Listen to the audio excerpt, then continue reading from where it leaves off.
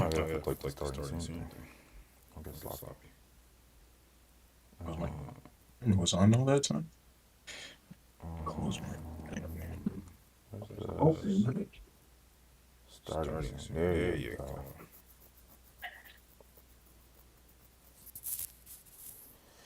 Okay. Do this.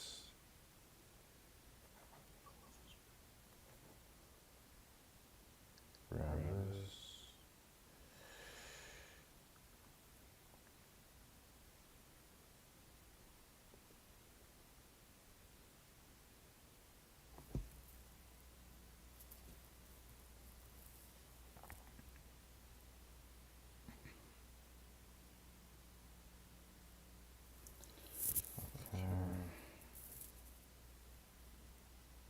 That was an hour ago? Holy.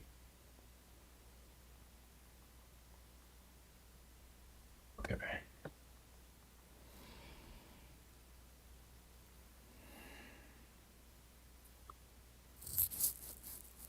What's going on?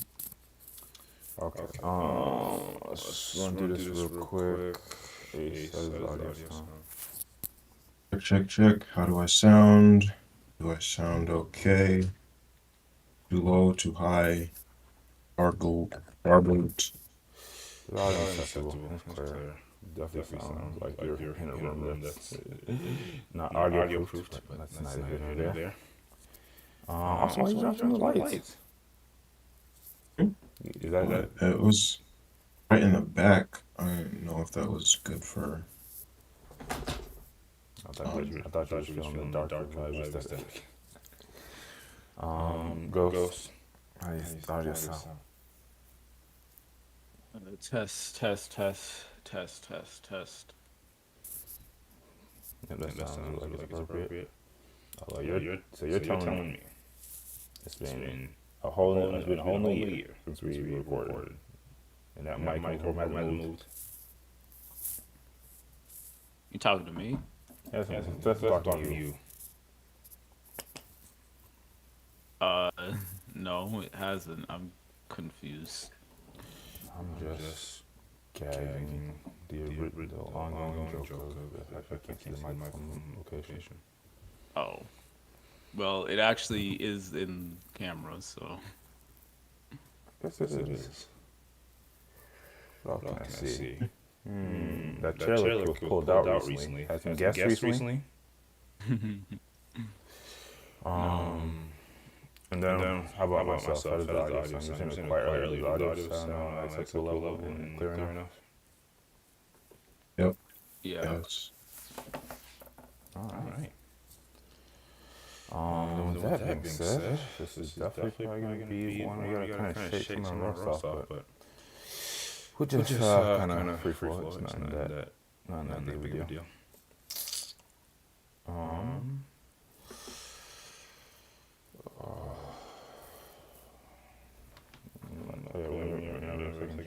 Check out the live stream, see if it's working out okay. You can hear us.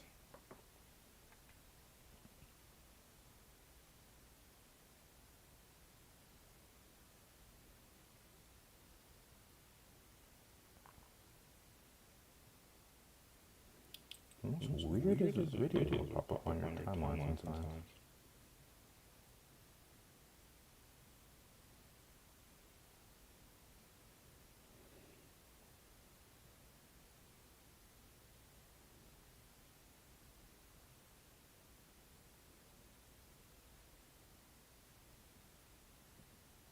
Nerfed. Nerfed this one. Got an echo. You said there's echo? Yeah. I hear it.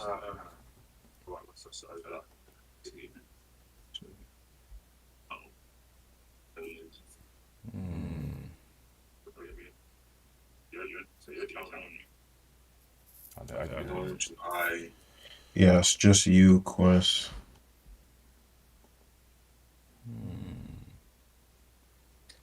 I feel as if Recently, my audio has been kind of bugged out.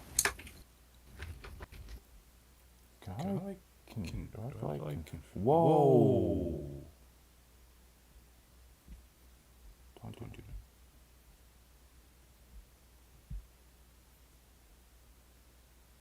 that. Wow, that's kind of cool.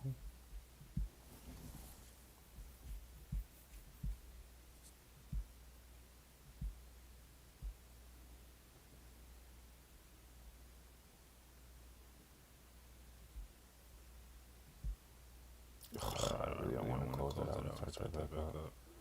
Oof.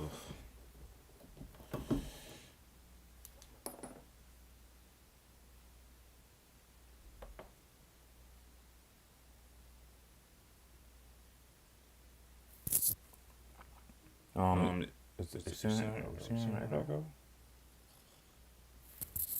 See. Yeah, yeah. Okay. Let me just check what's going on here first. Oh wait. What if I do this?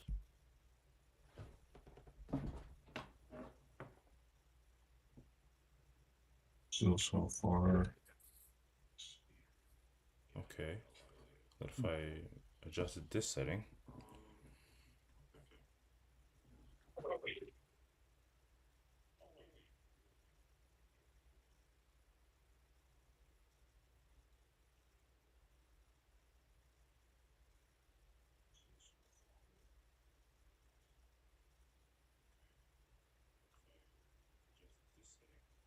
Yeah, I think I got it. Still so far. If I adjusted this setting. Yeah, it's good. Easy money. Okay. So we do the audio check. Okay. With that, hopefully this looks good. I'm gonna have to fix this. Let me just check right now. I don't have to do that before we start recording. Yeah. Look at these emojis. YouTube emojis.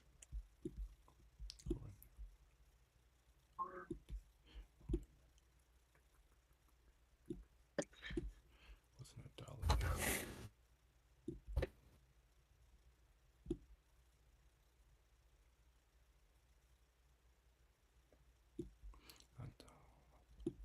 Oops. Is it right there?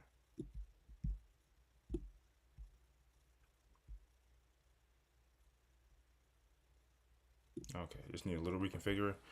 All right, let's get into it. Take off that. Okay. No, I don't even remember what the intro sounds like, but just wing it. Recording in 3, 2.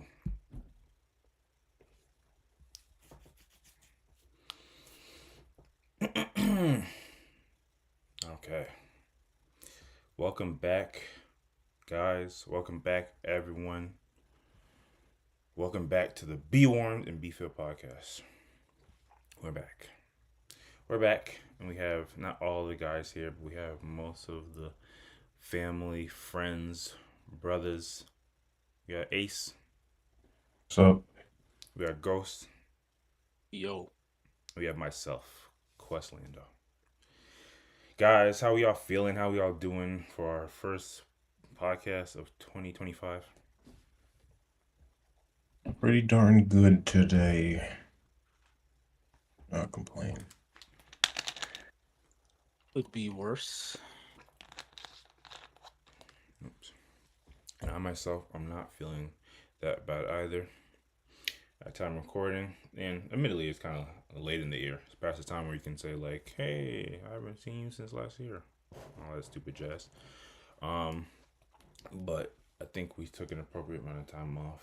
People have been busy, so it is what it is. And that just makes it all the more interesting of all the things we can recap for 2025 so far. Because really, it already feels like it's been such an expansive and extensive year, if you ask me. Maybe for some of y'all. How's the 2025 been for y'all so far? Pretty good, uneventful for the most part, though. Oh, you not been watching the news? Well, for me personally, like I'm just thinking in terms of going out. Like I haven't been getting out much for this beginning of the year.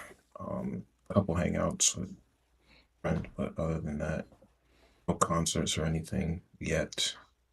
Um, That's because it's been cold and snow. The I mean, there have been concerts whole state's been that, frozen. Actually, speaking of which, I actually did go to a show the other night. So I guess it's yeah, exactly. man. I don't know if we have time for story time, but being in New York when it's snowing is a trip. Oh wow. Man, what? Um. Oh, sorry. How about for you guys?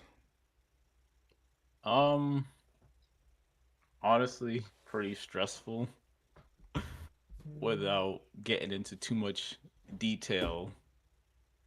My coworker went on paternity leave. His wife had a baby, which I know how dare he, but I like that. it happened Male so paternity leave. We need quickly. more of that. Yeah.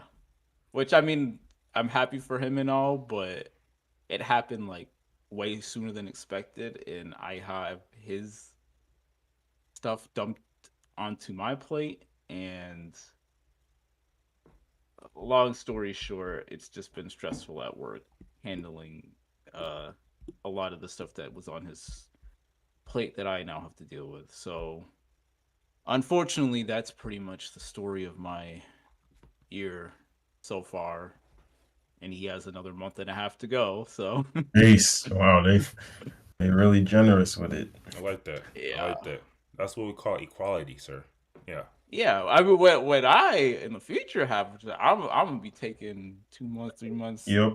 no We know. problem. But for now, I'm kind of, if it was 2 weeks to 2 months, I wouldn't be complaining. But it is what it is. I mean, it's just got to deal with it. Gotcha. Hopefully, it's been pretty uneventful for me as far as like shows, but I do have some that are coming up in the next couple months that I am looking forward to. So Got you. Got you. it's not all bad. Well, everyone out there has got their stresses and woes when it pertains to work and other things. Hopefully, through listening to a podcast or even being part of one, you can forget all that for a brief moment in time. Um, and for myself, y'all know me. I just be happy to be alive. So it doesn't matter if it's 2025 or 2085. From here, I'll be chilling. Um, but we're not here to just talk about ourselves. Here to talk about a podcast. And getting some of the quick podcast intro stuff out the way. We still and will always provide dope new music for anyone that's interested, anyone that's looking for new records or artists. Check out in the description below. You can find a Spotify playlist to our song selections of this week. So if you're interested in, like I said, checking out some new music, new artists, definitely compel everyone to check that out. Also, after the podcast, you'll also be able to find timestamps for all the topics and everything that we go over. If you just want to check out specific point in times in the video, throughout the video, obviously, who wants to just sit and watch the 2 hour plus the video? We got time for that. And if you want shorter videos, I would definitely recommend checking out our channel. Go to the videos tab, and you'll be able to find a condensed version of all our topics. Edited, sliced down, perfect for shorter consumption. Although even sometimes topics go for damn near an hour, so just a heads up.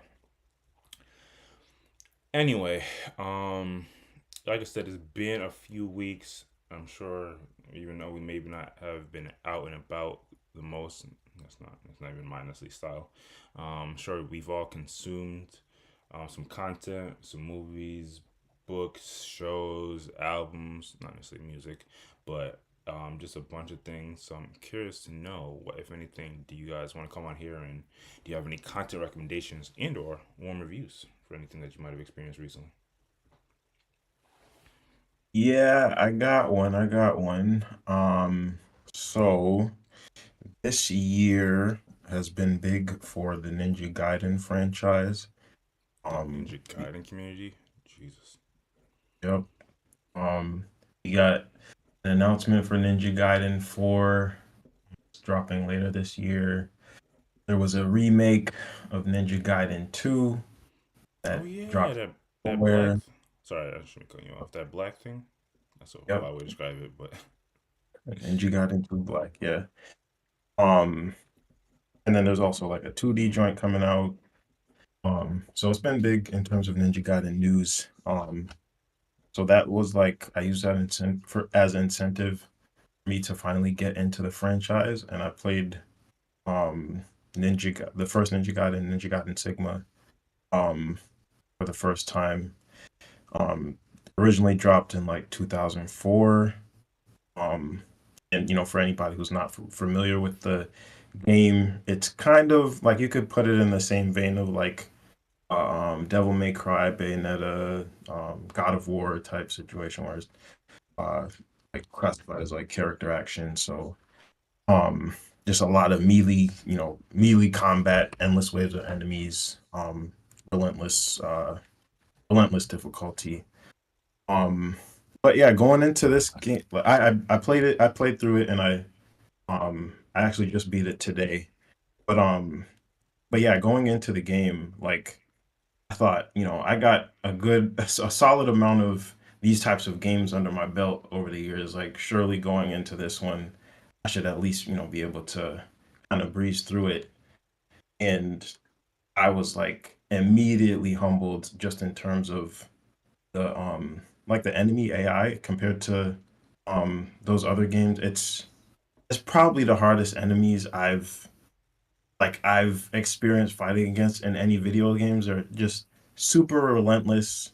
Like the mobs in Ninja Gaiden are like boss encounters, and in some of those other games, it's really challenging. They don't let up. It's almost like playing a fighting game where um if you have like your AI set to the hardest difficulty, it's just absolutely punishing any like unsafe thing you do.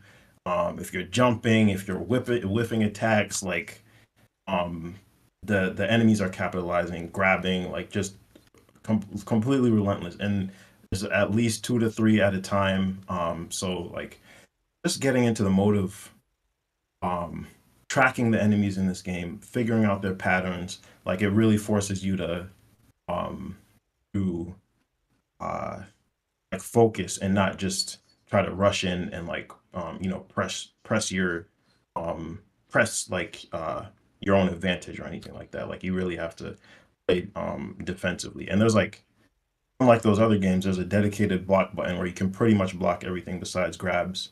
And you would think like something like that would make the game easy, but again, just because of how many enemies you're up against typically, and what they can do, it's still like an extremely punishing experience. So, um, but yeah, I highly recommend it just because I love those types of games where um it's punishing, but at the same time, it always feels fair and it feels rewarding. And there's nothing quite like, um, coming out on the other side and, after you've really gotten into the deeper gameplay mechanics and kind of figured out, what the developer is expecting of you. Um, the feeling of accomplishment is like, it's up there in terms of any other, games I've played. So, Um, yeah, I highly recommend. I'm planning to go through the rest of the franchise this year, in anticipation of Ninja Gaiden 4. But yeah, that will be mine. The Ninja Gaiden series, but in particular, Ninja Gaiden 1. Highly recommend. nice, nice. Nothing wrong with going back and consuming a franchise, especially when it's iconic as Ninja Gaiden.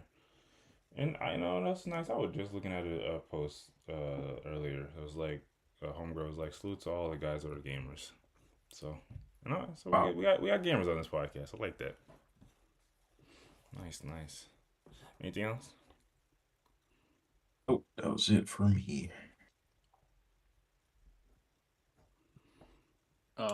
I real quick have one.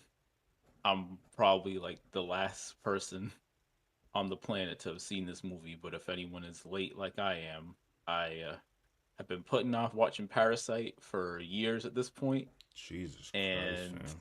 I finally got the opportunity because it was re-released in IMAX, and I saw it, and I won't say what it's about because going in blind, again, if you are living under a rock like I was and you don't know anything about it, that's the best way by far to experience it. But yeah, incredible movie. Like off first watch, probably top five of my favorite movies ever. Like it was that good, and I would say worth it for watching in IMAX because that just made it even better. Yeah, watch Parasite if you have not seen it. That's all. Yeah, that's an understatement.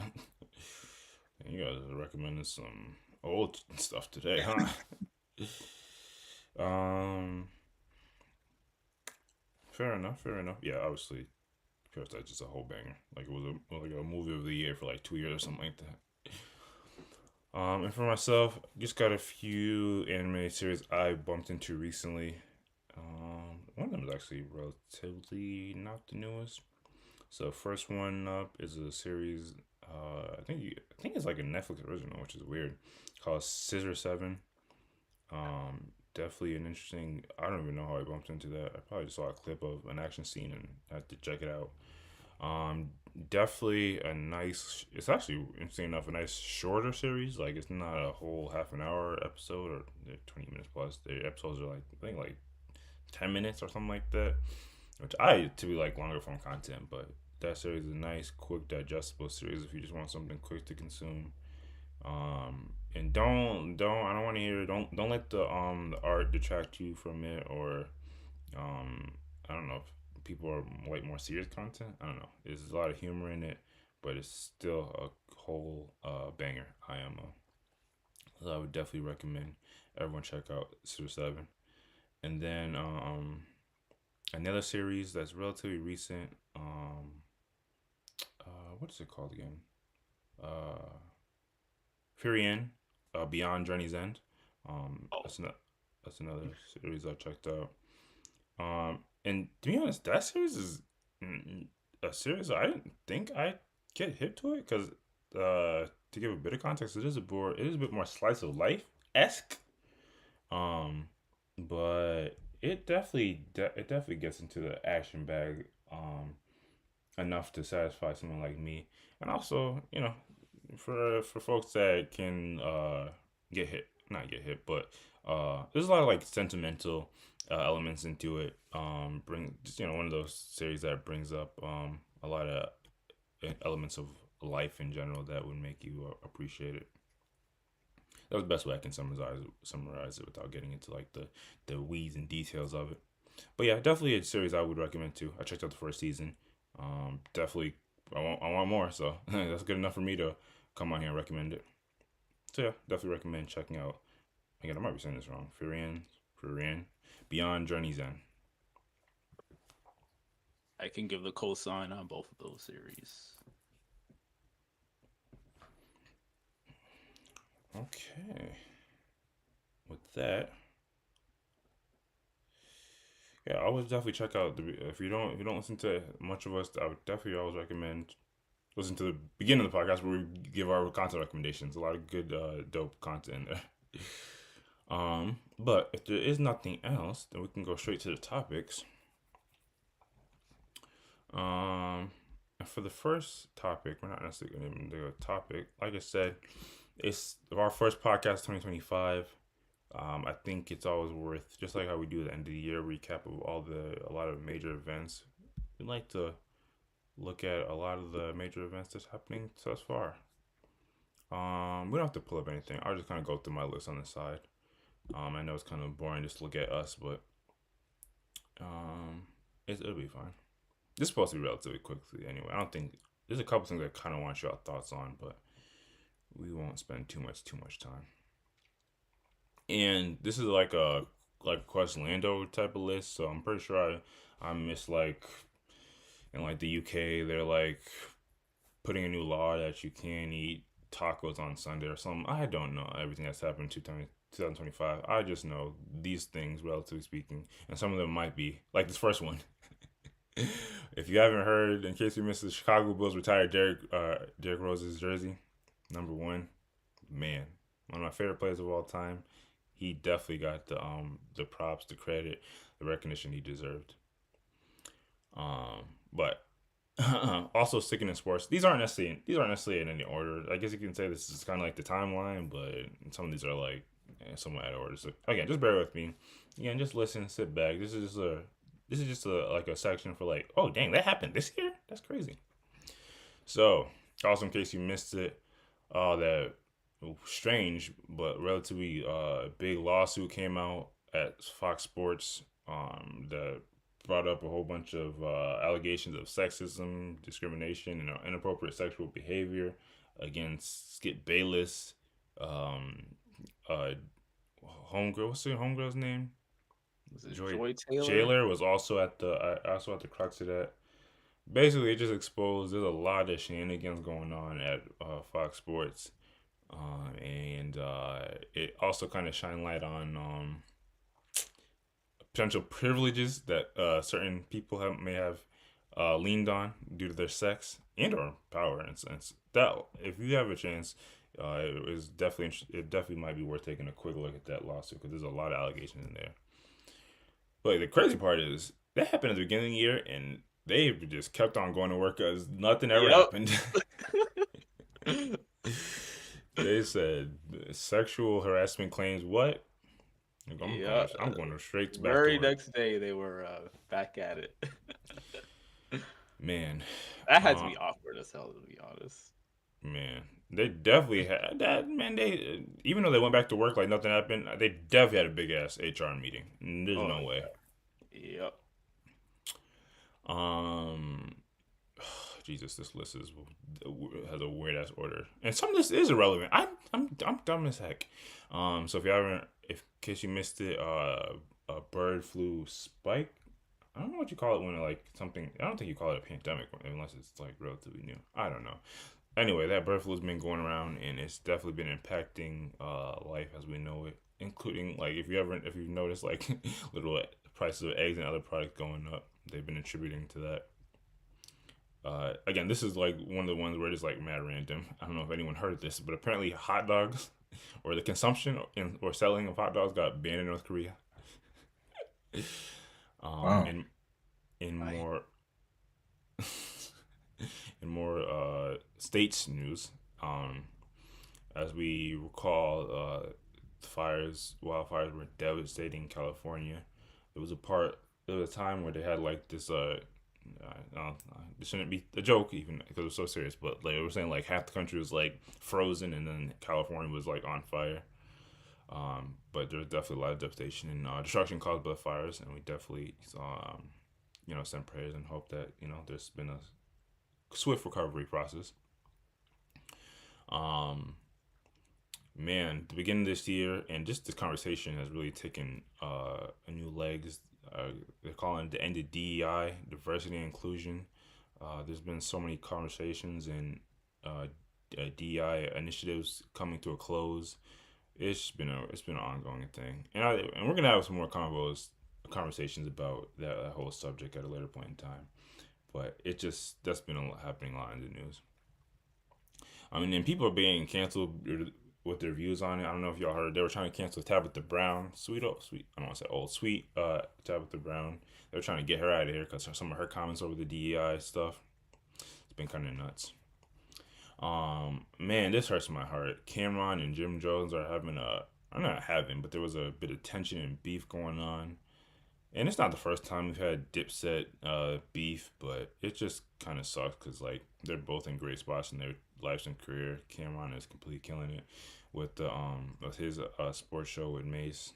So this beef is really unfortunate to see as Dipset like hip hop legends. But one thing about it, 50 Cent's at root a lot of beefs for one, and also Cameron keeps receipts. When he went on his whole not rant, but his whole background about how Dipset came to be, he had receipts. And speaking of someone that Cameron was kind of going back and forth with a bit, uh, uh, what's the brother's name? Jello Ball.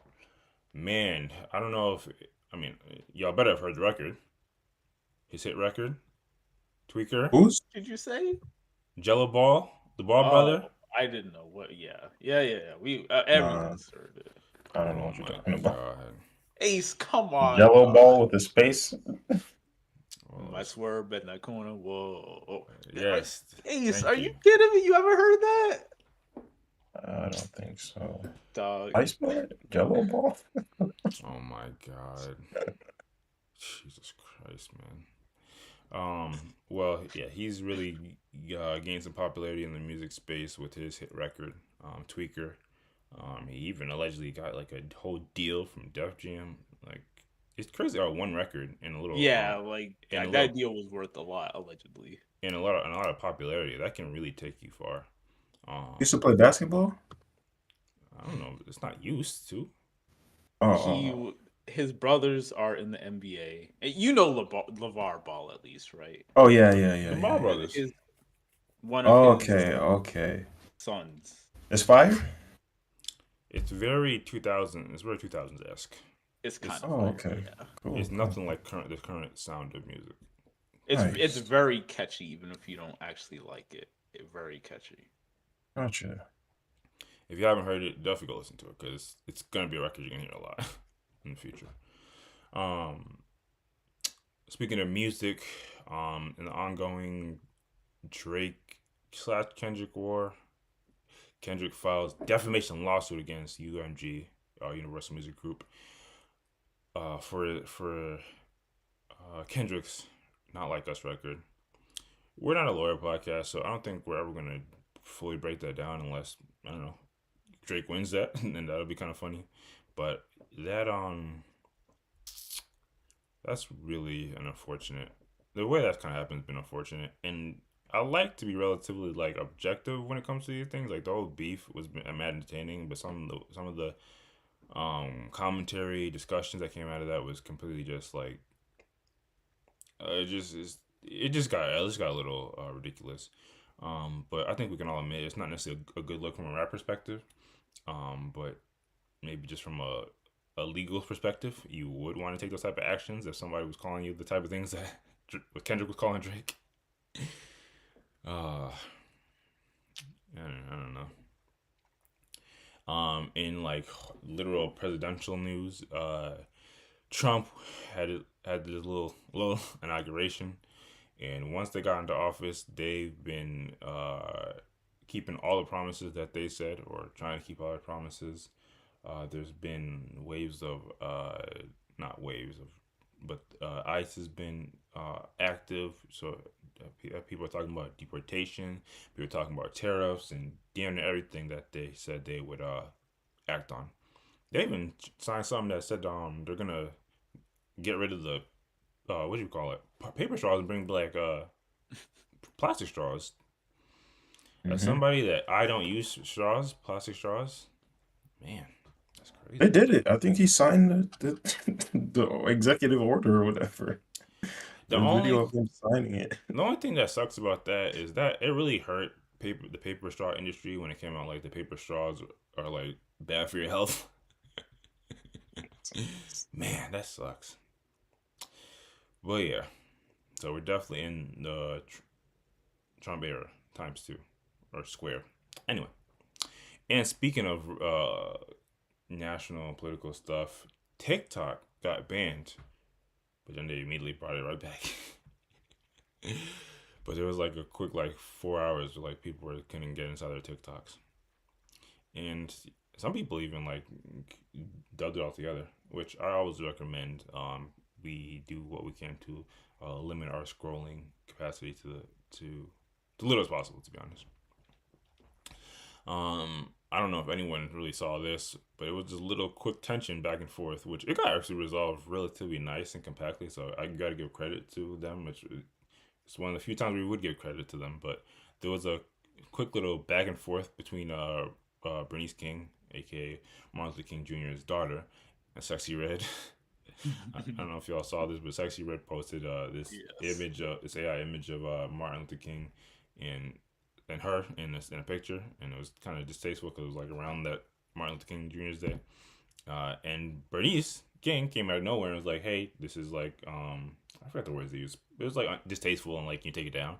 And Sexy Red cooperated. He was like, "Yeah, yeah, I apologize. I didn't mean to. I didn't mean to offend." And they took the post down, and Martin Luther King Jr.'s daughter accepted his apology. And it was just one of the nice few instances on the internet where like somebody does something that people find offensive, they apologize, and we all move on about our lives. It wasn't no back and forth, no weird.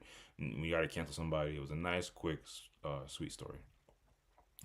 And speaking of hip hop news, and unfortunate news, we saw the passing of DJ Unk. Gone way too soon. He was like in his 50s.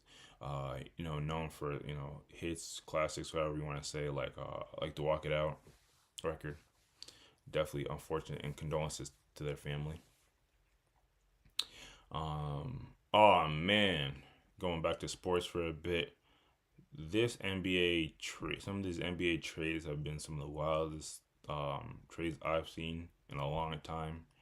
I remember talking to you briefly about it, Ghost, but maybe you can remind me. I guess like we would say some of the bigger trades that happened were what you call it, the trade between the Lakers and the Mavs for Anthony Davis, AD and Luca. What were some of the other big trades? I know speak going back to my Bulls. They got rid of Zach. The Jimmy Butler trade too.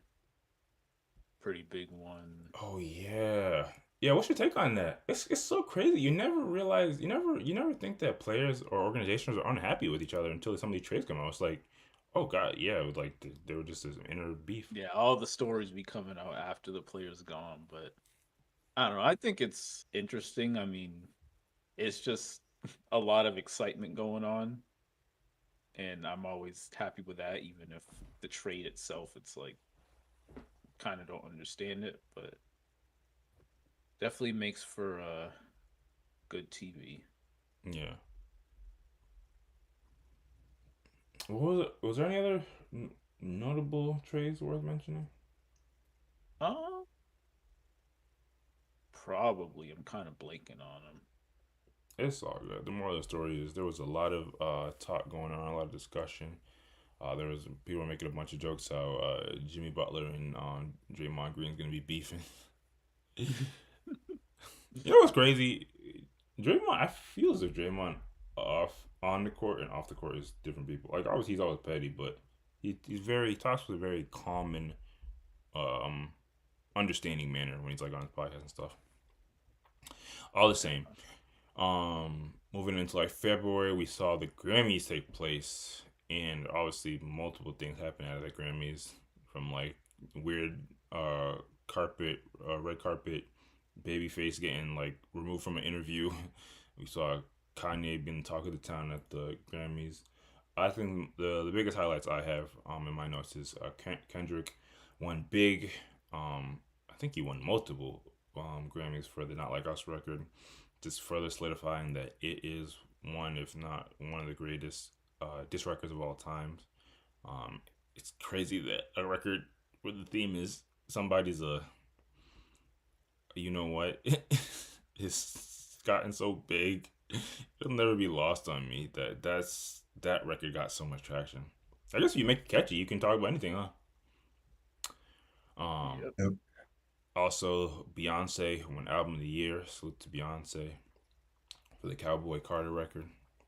I don't know if it was. I don't know what's bigger. Beyond. I mean, obviously, I know what's bigger. I don't know what really pushed that to its heights. If it's the Beyonce fan base or if it's the country fan base, but salute to Beyonce. Salute to the Jay Z family, and notably, Doechii won Best Rap Album. So we definitely got to give a salute to the sister. They had an amazing year. I think we all gave them an incredible amount of credit throughout last year. So the fact that they were able to win a Grammy, and that's just so dope. Even though TD is not what it once used to be, it's so dope that some of the new stars can come up and do that label, that network, and win big. A lot of people, I don't want to stay on this too long. A lot of people were like throughout the year was like on that like why are they being pushed so much? Why are like I don't think people are the industry plan, but they were just like why are they being pushed so much? This feels like inauthentic. And I really looking at the label and the artist. They were doing everything they needed to do to get into the position where they need to be, and it was backed by um like talent, like bars and stuff. So again, salute to Doji. Going back to 50 Cent, I don't know if anyone here even is a consumer of 50 Cent shows, but 50 Cent beefing with Big Meech, who recently was released from prison, is making rounds because people are talking about. So basically, BMF is gonna get canceled.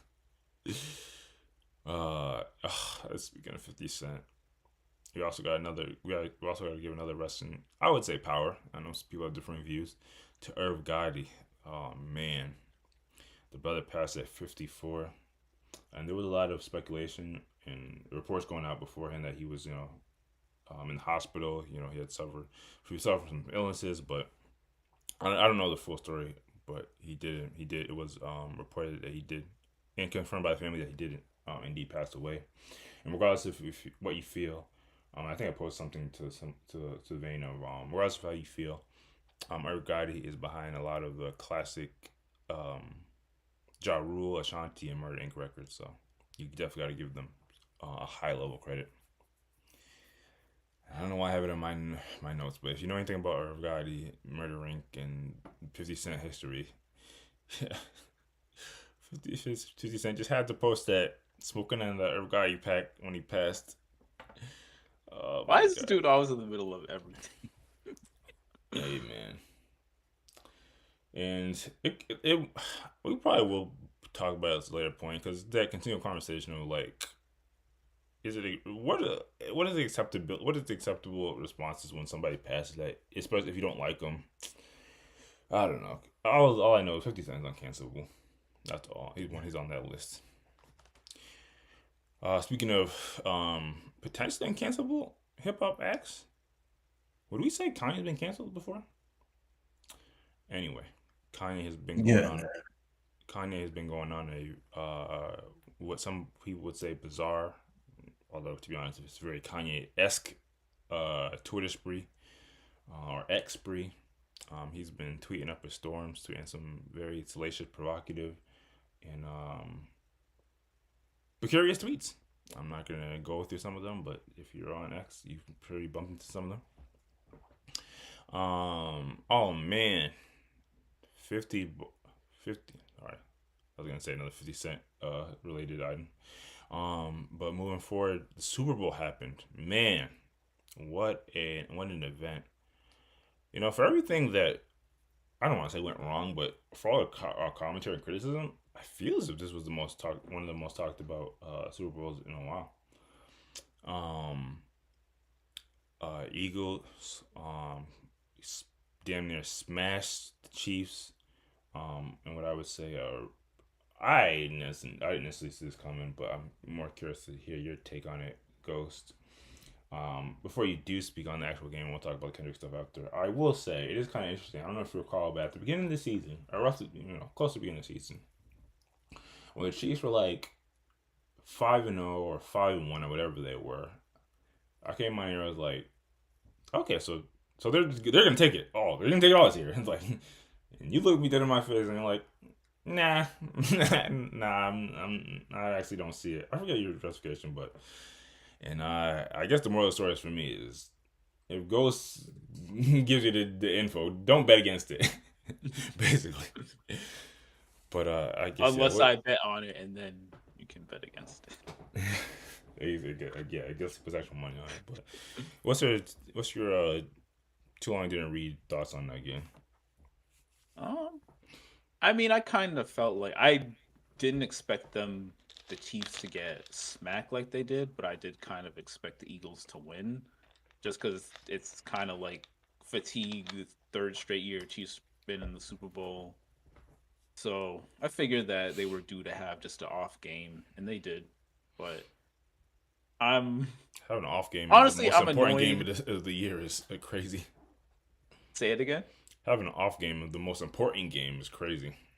Yeah, I mean the thing is, it's easy to just say oh an off game, but like football, like they say, football is a game of inches, and there's so many little things that can go right or wrong, and if two things go right and three things go wrong, it might not make a difference, but it can be split decisions, split second stuff that just kind of snowballs into one team's favor. Generally, that's been the Chiefs on the beneficiary side, but in this case, it was the Eagles. So I'm it was kind of satisfying, but I'm the reason I'm the most annoyed is not even due to the game. It's because people somehow are still finding opportunities to gargle Brady's nuts when he wasn't even Jesus. involved in the game and he's been retired for multiple years. So yeah, that annoyed me. But the game itself, it was enjoyable. Yeah, very much so. I agree. And I've been on record. I like Philly. Philly's one of my favorite cities. I have no problem. Salute to Jalen Hurts, even though they left the Giants. Salute to Saquon Barkley as well. Giants fans gotta be sick.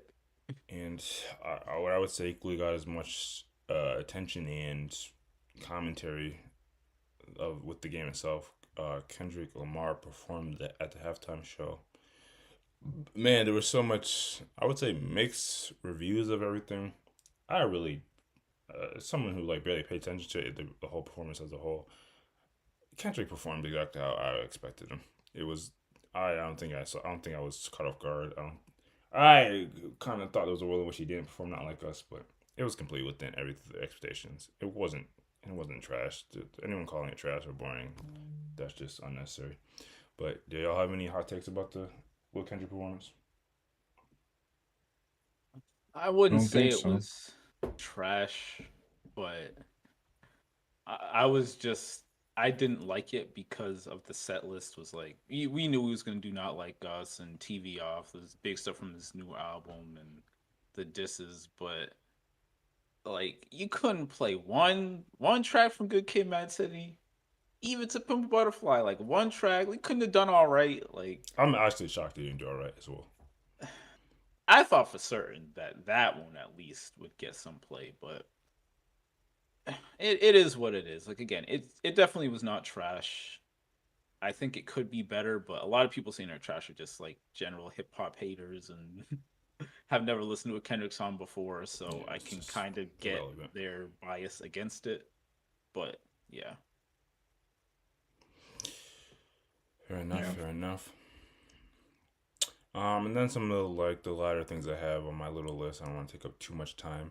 I don't know if y'all been privy to, but there's been an ongoing, well, the start and it's been ongoing of the ASAP Rocky shooting trial, and I've actually been watching it. I like the fact that we can some trials are live. It's been so interesting seeing how some of these lawyers are, these attorneys are conducting themselves, how the judges conduct themselves, how the star witness, ASAP 12, I think that's the brother. No, Relly, sorry. That how that brother's been conducting himself on the stand. The the trial's been going for 13 days, multiple hours, multiple piece of discovery. It's the YSL case was probably more just like Boondocks like, but this one is also very like people are wilding. It's entertaining stuff, but it's also wild that somebody's life is literally on the line. Oh man. And more beef. I don't know if anyone peeped it. I don't know if anyone cares. Soldier Boy and Marlon Wayans is beefing for some reason.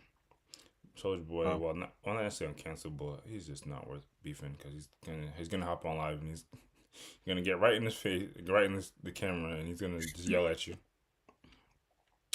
Um, I don't know if it was necessarily beef, but more so controversy. There was the whole Black Boy Max, Lil TJ, Fabio Foreign, Airbnb situation. To be honest, I want to break things down for people that may not be aware. Most thing got what the biggest takeaway you got to know from that story is there is just a wide discrepancy, no disparity. there's a wide misunderstanding between streamers and rappers sometimes, and it leads to like rappers feeling a bit more entitled when they're hanging around streamers, even though some of these streamers have like followings that completely dwarf the followings of rappers. The biggest moral of the story is you're gonna see a lot more rappers in the future get hip to streaming, and you're gonna see what the confusion that causes, because there's a lot of rules we even know to streaming. In gaming news, the Nintendo Switch 2 got announced, and it's coming out this year. I'm not as much of a gamer as I used to be, but whenever a Nintendo product is announced, I definitely plug my ear up because that means a new Smash Brothers is on the way. So I'm hyped for that. And last but not least on my list, kind of sucks. I think it was like kind of sussy news, but CSD Academics gets canceled over inappropriate conversations with a young streamer. So in a lot of ways, salute to Ack. They've In what ways? I'm gonna you surely don't think I'm gonna just leave it at that. They've definitely weathered the hate and just turmoil of being in a hip hop personality or commentarier for multiple years. But one thing about it, you're not gonna escape. You're not gonna escape getting the backlash from something like this. There was no level of justification you can ever have for the type of commentary and type of discussion that was happening with a young individual.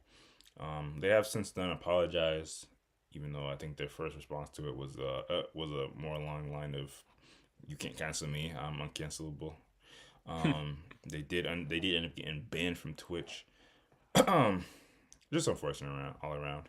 The moral of the story is, you got it. We always got to do better, and it does lead to like a conversation of like, because a lot of things that they at first were leaning on, and what other people were saying, like, even though it's not right, it's kind of common practice in like the culture to have these conversations with like younger folks. We gotta dead some of these things that we say are like a part of the culture. That's just more of the story. Yeah. But again, that kind of sucks. That's my last thing. I'm probably forgetting mad things. Like I said, but even with this list, as you can see, 2025 has been like a ride, in my opinion. And we're barely a month and a half out. I definitely predict some more wild events this year, and we'll be here to cover. I'm not gonna say we're not news here, but we'll be there to cover the funny bits at least, and have deep dive conversations for the things that we perceive as worth it. So yeah, more stories. I hope everyone's having a pleasant 2025 so far.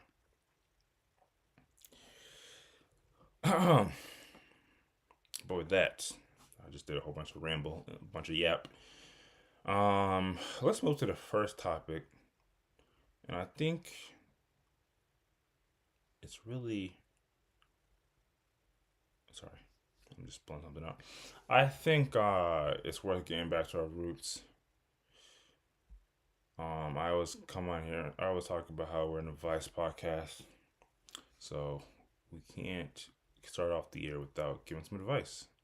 Pull up that first link, case. Hopefully, Let me get the rust off here. Hopefully, I know how to transition properly. Oops, nope, that don't look right. Okay, some of the names are a bit backwards here, so forgive me. Wow. A YouTube. Wait, is this really the link? Yeah. Oh, wow. Okay. The YouTube meme link. I don't like the tone of that, but No, I see this dude's link. I mean, memes all the time, and I be taking screenshots because they're great. This is a guy that we know. I don't know. I mean, I should just say the account. Like, I've seen the account. Fair enough. Anyway, let's start the year off right. Let's start this thread off right. So they just posed let's start a thread of toxic advice. No specific topic, just bad advice. So not all advice is created equal. Sometimes you gotta be conscious enough to admit that some of the advice that you do subscribe or live by is a bit toxic. So let's be honest. Let's keep it 100. What would you say is one of your most toxic pieces of advice that you live by? I will actually start it off. Although, well, I say that I will. You caught me. I'm kind of cheating. It's not necessarily advice, but I definitely, to some degree, live by. I don't know where the initial saying came from. I think of that one Roots record. I think one time. Um, I don't believe in wishing for the best. I hope a ninja would. Yeah, I know it's not practical, pragmatic, or something you should really strive to really live by. But um, I don't know if y'all know anything about me, my younger years. Um, I wasn't afraid to get into a fight. Basically, I wasn't afraid to like if there's a problem, approaching it head on. And in my older years, obviously, I enjoy the peace and subtlety that I've been able to create and live in. But I'm always in the back of my mind when I'm out and about, when I'm like in the midst of like a situation, especially when you live in the area I do, where you could just be walking into a grocery store and you see some people like beefing. I'm always in the back of my mind thinking, okay, try somebody if you want to. So, it's not one to one direct advice you would impart on somebody. And I would generally say, you know, like I said, don't hope for the best. Sometime wish a ninja would. It's a good one. Oh jeez. But yeah. How about you guys? What's one, or maybe we can think of your most toxic piece of advice that you low key live by? Could be the first. Why is the I first feel thing that like comes to Ghost has to have one. at first? I feel like the first thing that comes to my mind is like it's kind of akin to like when we're talking about that charity conversation. Hey man, somebody else will take care of it or something like that. But I'm actually curious to know what y'all came up with. And yeah, we'll start off with you, Ghost. Uh, I mean, I definitely don't have any advice that I'd say I live by. Any toxic advice I'd say I live by, but I don't know. If I had to hand out one piece of toxic advice, I would probably say something along the lines of it. I kind of don't know if I want to co-sign this one, but Bro. it's okay to be a little deceitful. And now before y'all kill me for this, I'll try to explain like some of my rationale here. Oh my gosh. Great. This is And great way to start the year. Go ahead. uh I think authenticity is an excellent trait and mindset to have uh for the most part when you're dealing with people that you love. As far as honesty, I'm not co-signing being deceitful with them or being deceitful in a way that will actively harm others. But there are some circumstances, whether it's on the job or with people that you aren't. I don't want to say like they don't have any impact in your life, but if you're a little deceitful, it's not really gonna matter. Like if you're like at the job, obviously we all know about code switching and stuff of that ilk, where you kind of are a little different You are low key saving at this work. actually. It's the crazy part. Say it again. You are low key saving this. So yeah, I mean that's kind of a basic example of deceit, but then there are also some other circumstances where I don't know, like we've all I don't want to say that, but we all know the situation where someone asks a significant other might ask, "Hey, does this dress make me look fat?" Or uh, The Scarlet situations effect. in which in a truly honest answer is not optimal. And by optimal, I mean it's not going to benefit you and it's not going to benefit the recipient. And that can range widely. Like if you're trying to get, I'm just bringing up a random example that I 100% have not done at all. You're trying to get like a refund for a transaction that you've purchased something that you, for whatever reason, you need the money back. A little bit of exaggeration, a little bit of deceit, where you don't say the exact circumstances, the exact uh situation that got you where you are. Embellish a little, you leave a couple things out, and it can be beneficial. Again, I realize that this is most certainly toxic, and I'm saying this from the mindset of if it doesn't actively hurt whoever you're being deceitful towards, then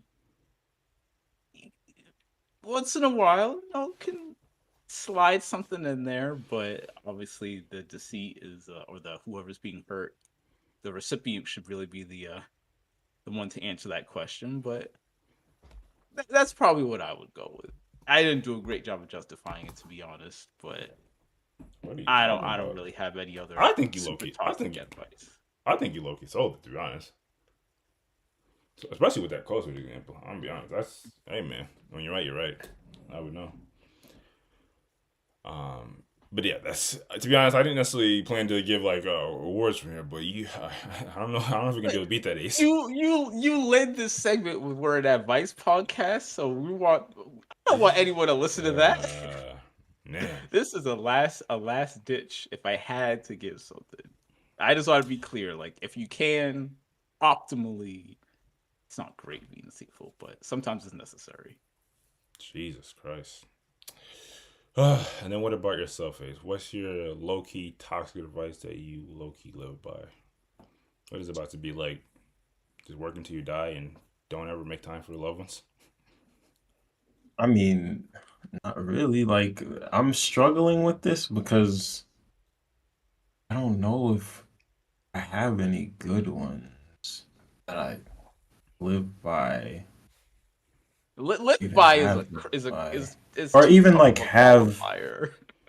I mean, I even have in the past. I'm trying to think. Like, the closest I'm getting is like just having apathy towards um like the government and political I don't know process, like just being completely divorced from even, I don't know, even having any interest in wanting to learn about it at all, and thinking that it's like all pointless.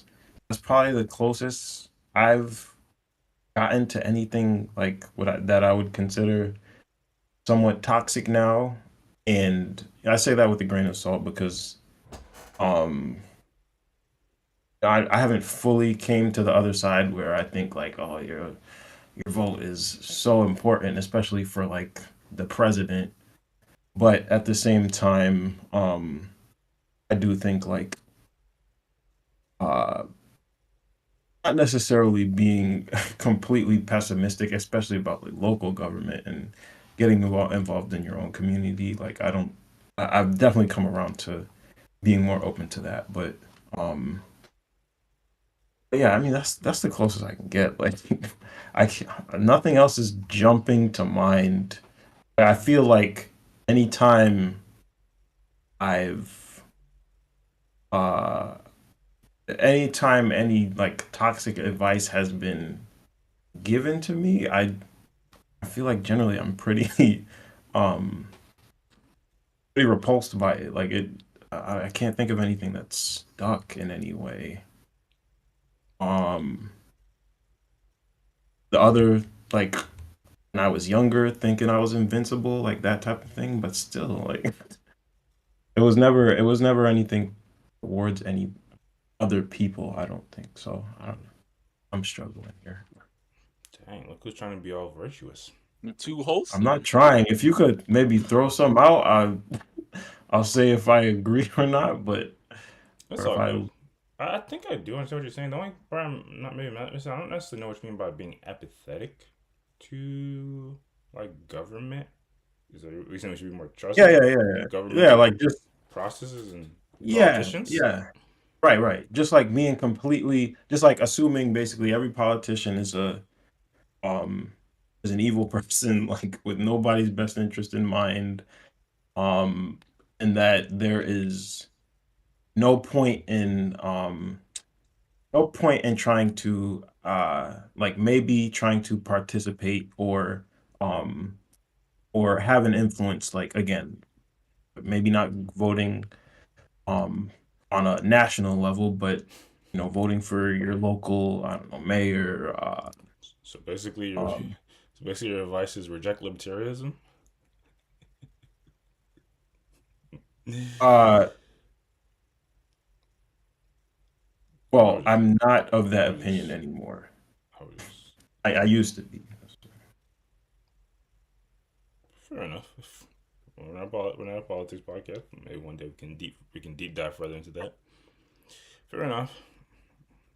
Well, I don't know what the moral of the story is here, but I don't think there's ever anything wrong with admitting that we all have a few character flaws, and either we can choose to learn from that, you know, slowly but surely change our views and perspectives on some things, or sometimes you might want to just lean into it.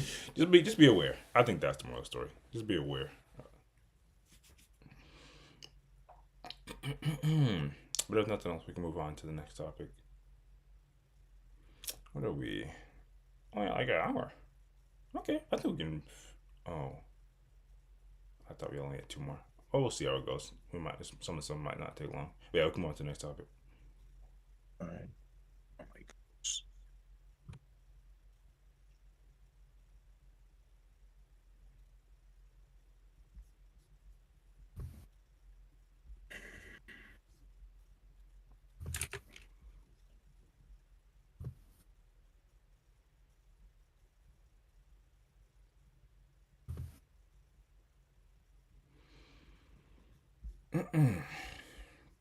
Okay. Even though we've already literally went over a whole recap, 2020-2025 recap, and talked about toxic advice. If we were to start off with the first topic, this would be we like to start with something light. This happened like mad months ago at this point, but it's still mad funny and random. So for all the Hornets fans out there, salute to the Hornets. But they made a boom boom.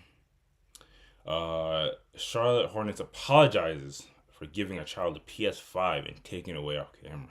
Jeez. So tell you when who's Jason Lee. The Charlotte Hornets apologized to fans after backlash over a young fan who thought he was getting or receiving a PlayStation 5, only to have the consoles taken away moments later when the camera stopped rolling. The moment occurred during their game against the Philadelphia 76ers on Monday during the second quarter break at the Spectrum Center. The team's mascot, Hugo, dressed as Santa Claus. Oh, yeah, it was like holiday season. Damn. Brought a child onto the court while a letter to Santa with a letter? With a letter? Requesting a PlayStation 5 read aloud while a cheerleader presented a bag believed to contain the console. Yahoo Sports reported, however, once the moment concluded, the Hornet staff member reportedly replaced the PS5 with a jersey. At least got something.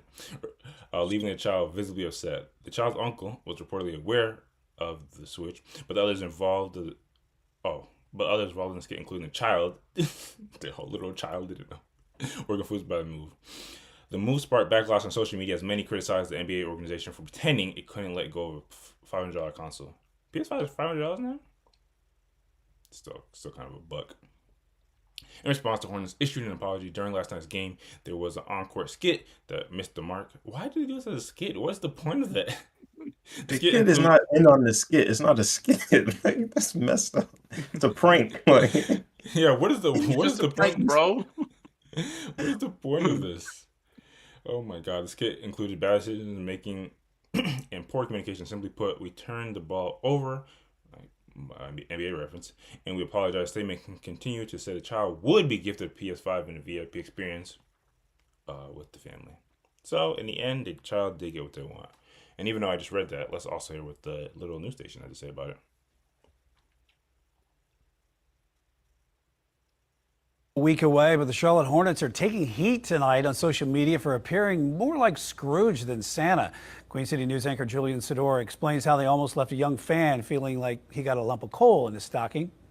Hugo has been receiving some letters from some really cool Buzz City kids. What seemed to be a chance to spread holiday cheer ended up earning the Hornets a bunch of Grinch-like jeers on social media because the gifts that Santa Hugo was handing out weren't for the young fans to actually keep. I was like texting with a few friends of mine. I texted them the video. They were like, "Oh, Jack got a PlayStation 5. That's awesome."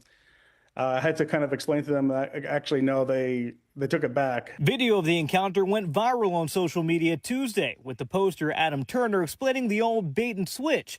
So Queen City News reached out, getting in touch with season ticket holder Alexi Phillips, who had taken his 13-year-old nephew Jack to the game against the Sixers. You know, someone from their fan team kind of reached out to us, said, "Hey, do you guys want to be on the court with Hugo?" And we said, sure. As Phillip explains, they weren't given any other information until right before they went out onto the court. Someone from the Hornets whispered to him and another parent. They just said they're not going to keep what they get. However, they'll get a jersey afterwards. Phillips says he still didn't quite understand what was going on, and no one had explained to Jack that he wouldn't get to keep his gift. Then once the cameras cut off, that's when the confusion really set in. And it's funny, at this point, everybody thinks that Jack is getting the PS5, including like the other all the dancers, all the cheerleaders, everybody basically starts congratulating him. At that point, we're told the guy who originally had asked Phillips if they had wanted to go on the court found them and came to swap a jersey for the PlayStation 5. It got pretty awkward because eventually he had to make it clear that he wasn't joking. The good news is, just like the Grinch who stole Christmas, this story has a happy ending. The Hornets released a statement to Queen City News reading in part, simply put, they turned the ball over and that they'd be providing Jack with the PS5 he should have taken home and a VIP experience at a future game. As for Phillips, he says the Hornets reached out to him and Jack's parents and are good in his book after owning up to what they did. He just thinks there could have been much less sting from the Hornets had they not had Santa Hugo in on the old switcheroo. The funny thing is, if he had just gone out in the first place and they just gave him a jersey out there on the court, he would have been stoked. Julian Sador, Queen City News. Wow. And there you have it. You know, after watching this again, it's been like a couple of weeks. I mean, we're all consensus here. Like, the only reason they gave them the PS5 is because they got the backlash, right? Yes. yeah. Without a doubt. That's crazy.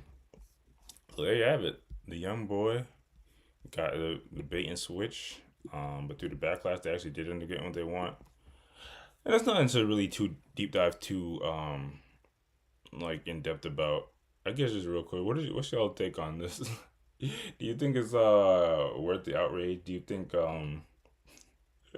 do you think it makes sense that you know they can't, the NBA organization, especially one like the Hornets, can't just be giving out PS5s, and that it was an acceptable skit, if you will, or you think they're dead wrong and they deserved the backlash? What do you think, Ace? I deserve the backlash. It's absolutely asinine to me. Like, I don't know why they did it. It was a skit. Messed up. No, it's that doesn't even make sense. Like, why? Why did you do the skit? You're not giving the things out. So what is I'm not buying the marketing team. You're just dumb. That's it. at best it's like a waste of time.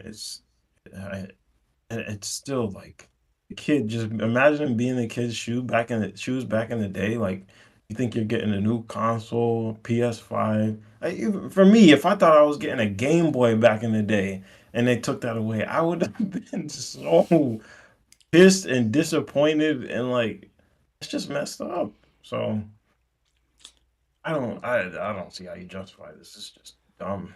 I mean, you can't give out PS5s to every kid that requests one. You had one kid. It's one kid on the court. Like Yeah, but it's if the you kid you gave it to. Like, it's not just every kid. It's the kid you gave it to. You have to give it to. Like yeah, but then doesn't that send a message that they have the ability to give PS5 to anybody? yeah, they do have the ability to give it out at like in like these one time things where they do a giveaway. Like when you do a giveaway, yes, you're supposed to give something away. Literal Yes, that's the in-game message giveaway. you're sending. That's the message. Damn.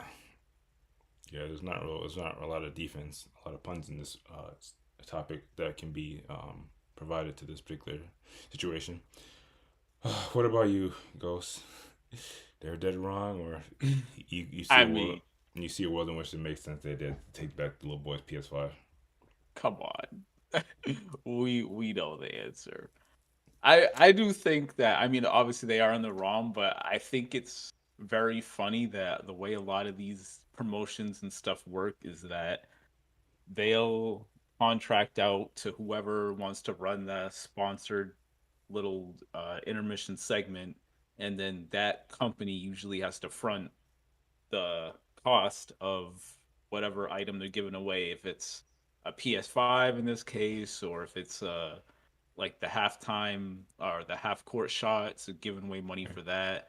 So these companies will do like almost anything to avoid having to pay out, similar to like insurance, Yep. where there's been a whole lot of instances in the past. Like I think the funniest one was they have like a full court golf thing where there's like you have to putt a golf ball Oh and yeah, you do a full court, and I think this was an Asian basketball league, but it was still the guy putted it all the way, and then a player came off the bench to kind of like help him like guide it into the hole, and they're trying to put the ball in the hole, and it's not fitting because they literally made the hole too small for the ball to Jeez. go through. So that's just like kind of a microcosm of some of the little scams they pull, and this doesn't surprise me, and it's obviously not justifiable, but I just think it's funny that their blatant just cheapness is being exposed. So yeah, no justification. It's probably gonna happen again, and if there was no cameras, then that kid would not have gotten his PS5. damn. Would it have made it better if they told the kid that, hey, we're just this is just a prank. You're not actually getting the console. Oh man, again, I if I was in the kid's situation and they had just said you get a jersey, I'll be straight. I'll be cool. But the second you say you're gonna get it and then you take it away, oh, it's just a prank, bro. Nah. Who's Jersey? yeah, Who's even on the Hornets? Damn. Probably I would say a LaMelo Ball jersey, but knowing how cheap they are, they might have gone with a fucking Musa Diabate jersey or something. Jesus. Sorry, saying something else? no, I was gonna say like I mean to me I do think it would have been better in a way like if it was all actors doing this thing then Even the kid? The kid yeah, actor? including the kid. Yes, exactly. Including the kid. If it's all actors and whatever, I guess it still makes absolutely no sense to me as a skit though, because to me, if you do something like this, you're showing the audience that there are these opportunities at halftime or whatever where you might be able to win something. So I mean, I guess the motivation then would be to put more people in the seats and let them think they can win something, which again, like it's sleazy, but it's not as bad as deceiving the person on the actual receiving end of the gift. Um, so yeah, it still makes them look bad either way. Well, Hey man, yeah, some people say all press is good press, so maybe this sparked some level of interest in the Hornets. I don't believe, I wouldn't believe that. But salute to the young kid. They did end up getting their PS5, so that's a W and a VIP experience, which most people don't ever get to experience. So, yeah, man, it just took a little backlash. But like I said, nothing too in depth to really cover here. Uh, it's nothing else. We can go on to the next topic. You can actually pull up the Blockbuster joint first. Surprised out. It's only been an hour 20. Jesus. I might finish before, well, not midnight, but we might be out of here soon.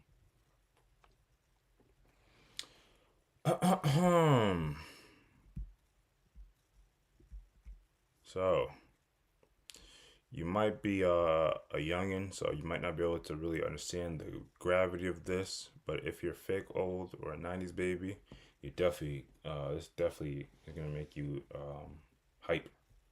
So, this is posted by Black Millionaires page, so to them.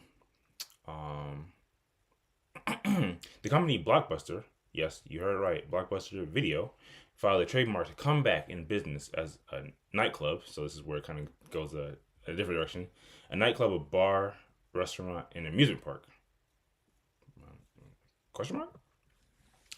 Yes, the owner of Blockbuster trademarked filed a new application for the trademark to use Blockbuster brand for nightclubs, restaurants, and amusement attractions. Blockbuster filed for bankruptcy in 2010 and closed most of its stores, which that might be all of them because I think there was one time a story when it was like there was like one last Blockbuster like in Alaska or like Washington, like it was somewhere in the middle of nowhere.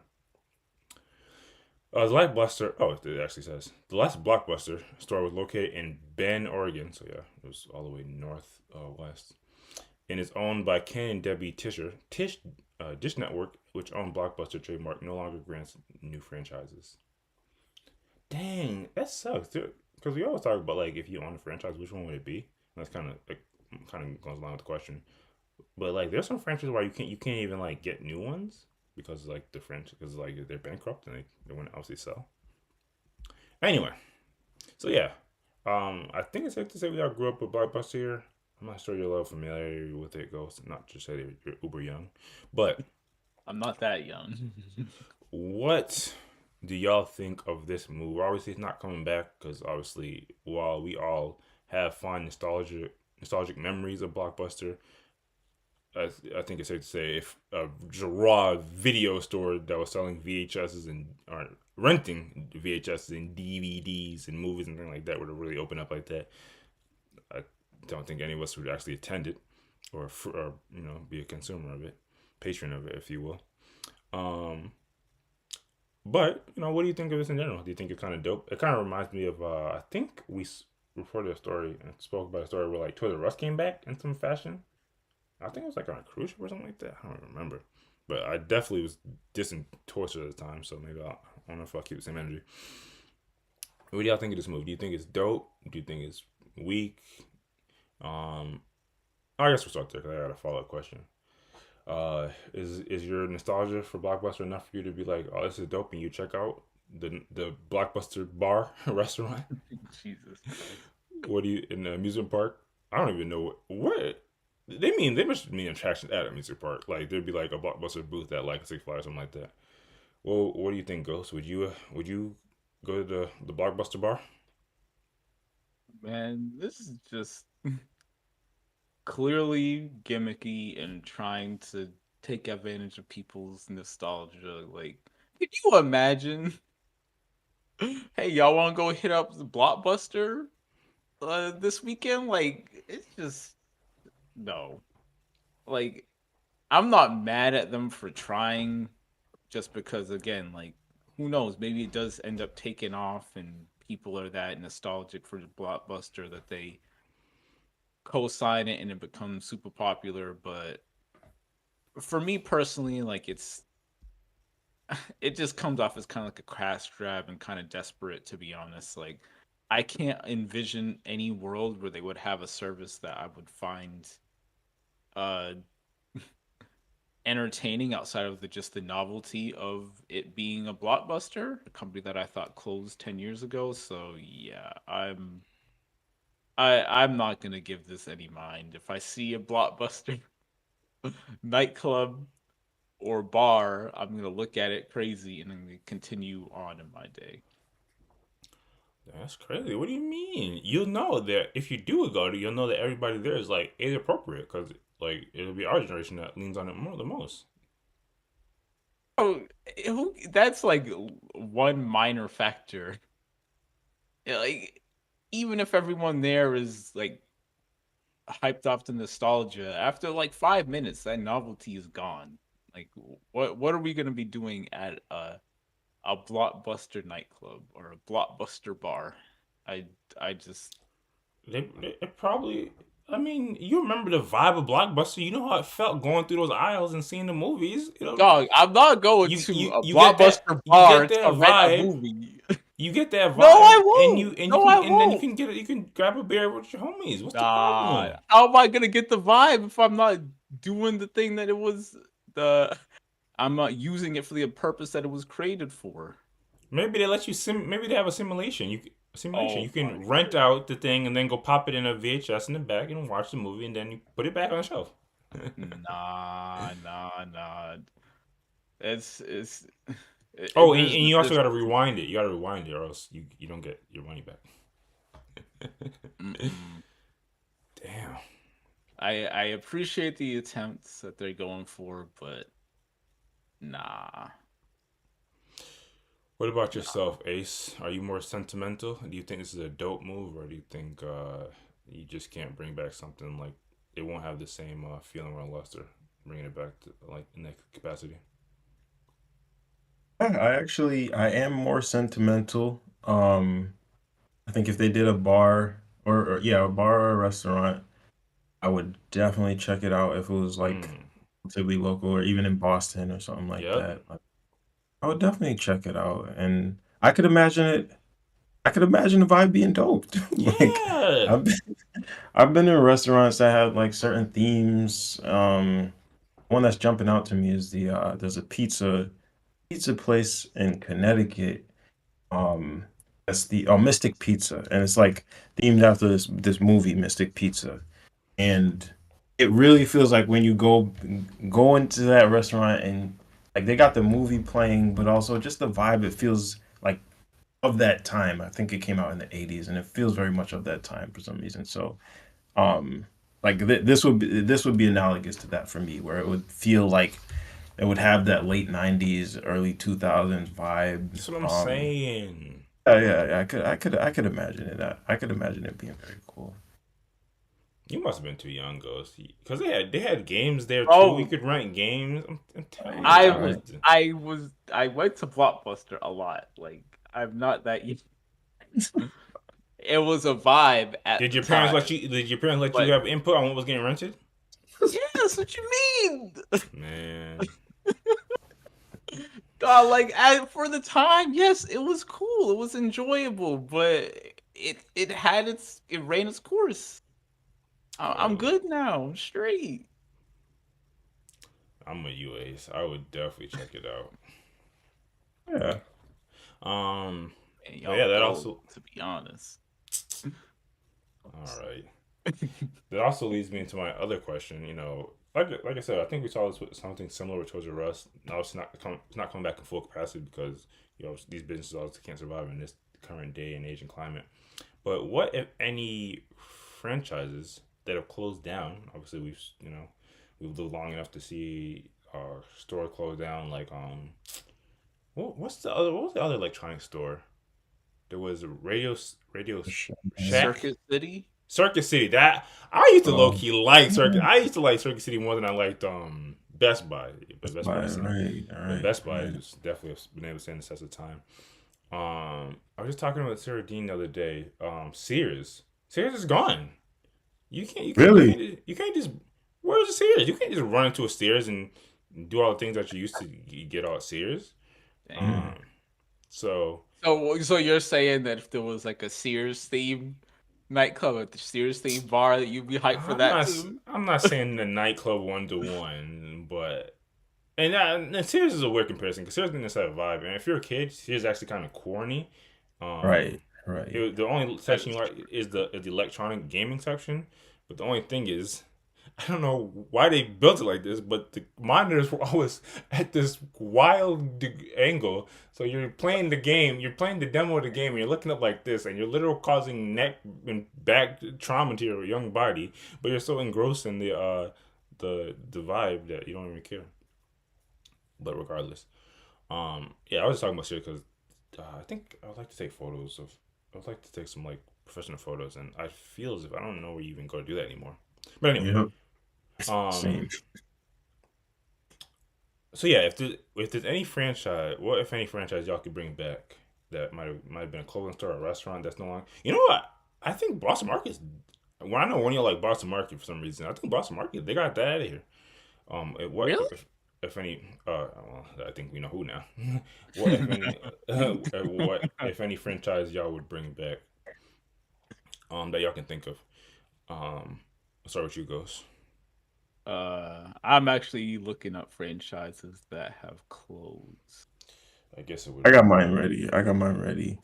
Go ahead, Ace. So my first one, not necessarily for myself, but because it was the most epic kids like place to have a birthday party or something like that I can remember. That was more specifically just for that was Discovery Zone. Oh yeah. And like it topped Chuck E. Cheese by miles. Like just they had this crazy jungle gym area, like just super expansive. I think it had laser tag as well. But yeah, either way, it was just like tailored specifically for just being active and just having fun as a kid. So, um, but then my other one would That's be, one I low key. I don't know why it went out of business actually, or why they. I mean, they were competing with Chuck E. Cheese most likely. Yeah, There's too many Chuck E. Cheeses. yeah. Um, Sorry. um, oh yeah, and then my other one would be Kahunaville, which was a Oh my restaurant. god, that's one. If you know, you know. Yeah, they had like this rainforest theme, and they just went all out with the theme. Like you truly went in there, felt like you were in a rainforest. They had fountain with like colored fountain. They They had had all the type of light show. Oh my yep. gosh. And they It had was, a crazy arcade too, like so much stuff in there. So yeah. it was probably just our kid brains, but I don't remember the food not being bad either. Yeah. I remember there was an ice cream, like a Sunday thing that I feel like a whole family shared, like me, mom, dad, uh, Wes, like that thing was enough for all of us. Like it was, yeah, that Yeah, was that was that one actually hits me in my heart because I know every generation has their own like things that they're hip to and they grow up with, but like the fact that a young kid in this day and age can't experience Cornville is nuts to me. That sucks. yeah. Um, you come up with something, Gus? I might have to go with Boston Market, bro. Oh my I don't. god! I can't think of any franchise that have Yeah. closed that like I really rock with. You know you're probably the problem. You're why businesses don't last because you don't care about them. I guess you didn't care about Radio Shack, Sears. I mean, Well, Sam it Goody is was another one. The it was like music spot. Which one I is? kind Sam Goody, I think that's what it was called. That's I Music don't store. know that. that's some old stuff. I don't know why. No. Yeah, I might be Sam, too young for that. what the hell is Yeah. that? That was a That- music place. That's Music. always on. Oh shit. Yeah, I all those places that are closed down, like department stores. It's like I was young enough that I was a kid and like I didn't care about any of that. Like when we had to go there, I was the opposite of hyped, Hmm. and I never went to. You didn't like the gaming electronic section? Sorry, I'm starting the electronic section at Sears. The Sears that we went to had like a really trash electronic session. To be honest, like I don't even think they let you play games. It was really bad. I So maybe actually, that's why I didn't rock with it. I actually have heard they're not all built equal. It's like some Sears had like really cruddy gaming section. Yeah. Oh my god.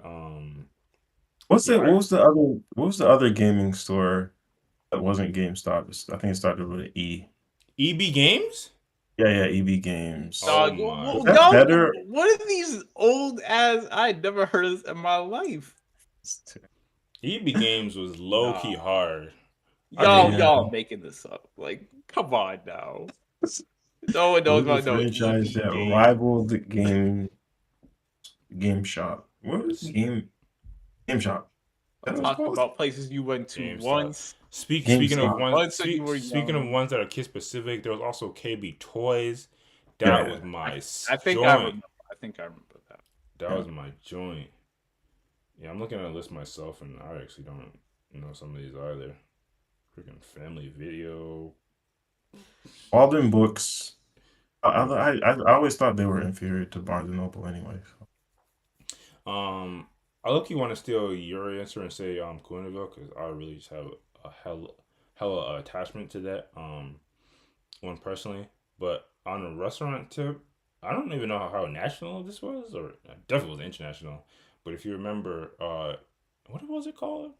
We looked at a commercial for it a mad long time ago at this point. The Ground Town. Oh yeah, the ground round. I think it was called. Yeah. I don't know why I liked that restaurant so much as a kid. I think because I have like just sentimental value of going. They were like my sister and my pops, but like I really have like a weird attachment to that spot. Yeah, I did not like that spot that much. They had For like some reason, yeah. What are you saying? they had like I don't know if this was just something I would get. They had like this little dessert where they put like Oreo crumbs and, and like a jelly worm, a gummy worm. That was my stuff. What do you mean? I think I preferred Hometown Buffet, which was around that. I mean, near that restaurant. Wait, I think that's also a franchise that Loki you don't really see much anymore. is that Are the they same thing good? as? No, that's different from Old Country Buffet, right? Oh, Is Old Country Buffet? That might be oh, my answer if they actually I thought did they were the close same. down. Oh, yep, I yeah, thought they they were the closed. same. Yep, that's my answer. Old Country Buffet. Now y'all talking about nostalgia and places you were hyped to go as a kid. Man, I mean, now I know the food probably wasn't all that, but back then, that food, all you can eat, you could Yeah, make yeah. them the root beer float Sundays or whatever you call them. Man, that was the spot. That was the spot. That's my You answer. know, you had to have the strat too, where you were like eyeballing them to see when they brought out the fresh the Yep, fresh dishes. yep. That's the low key unfortunate part about a lot when we're talking about I guess all of these, but when it comes to restaurants specifically, like we really heavily lean on our nostalgia for like us, like our desire for our memories of it. But I feel as if our adult brains and our adult taste bud would be repulsed by a lot of Yep, that food. Yeah, yep. that food now would put me in the hospital, but Oh, back man, then, yeah, that's just so. I mean, just the way we evolve within ourselves individually, that our lifetime is so crazy. Because I remember them plates and going back up, almost getting in trouble damn near for going back up so frequently. But I back then that food was hitting. Um, but yeah, ultimately, one of the stories. I think we all have our franchise store or whatever that we enjoyed frequenting when we were younger for one reason or another, or at least have some level of nostalgic or sentimental value to it. I guess like that's what a podcast would do. If you guys have any other franchises that you loved back in the day, leave it in the comment and all that jazz. But if there's nothing else, we can move on to the next topic. I can't wait to see what comes out when people have like a video of like what it looks like inside the Blockbuster. Like when people do vlogs of what the Blockbuster bars look like. Okay. Yeah, hopefully they don't skimp on it. Like I could see them skimping as well. So if I they don't do it think well, I don't think they have some of that old ass merchandise and stuff that'll really make it classic. Okay. And last but not least, you know, Jesus. and yeah, I think you guys started this one. Okay, so another story about how it would unlock. This was a story that gained a lot of attention just because of all the noise surrounding it. So we're no stranger to churches and the dynamics of churches and just the general environment of what churches are like. It's interesting to see. I don't want to. It's the end of the podcast, so maybe I will get a little loose.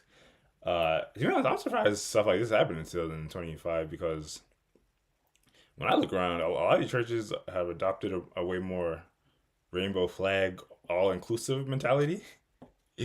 So the fact that some churches are still kind of staunch and like on that old school type of timing, damn near you'd get expelled or punished if you did anything kind of wild. I'm surprised. So, a church in Virginia, or specifically a Virginia pastor, allegedly makes a young woman. I don't know why I say allegedly. It's a little video we're about to watch. Makes a young woman apologize to the congregation for being pregnant. Dang! Somebody put the literal address of the church in the Jeez. comments. Yo, that's Awesome. jeez. I'm assuming that's the address of the church, not the address of the pastor. But anyway. Oh wait, no, it is a. Oops. Anyway, anyway, divert your attention away from that. Let's play a video.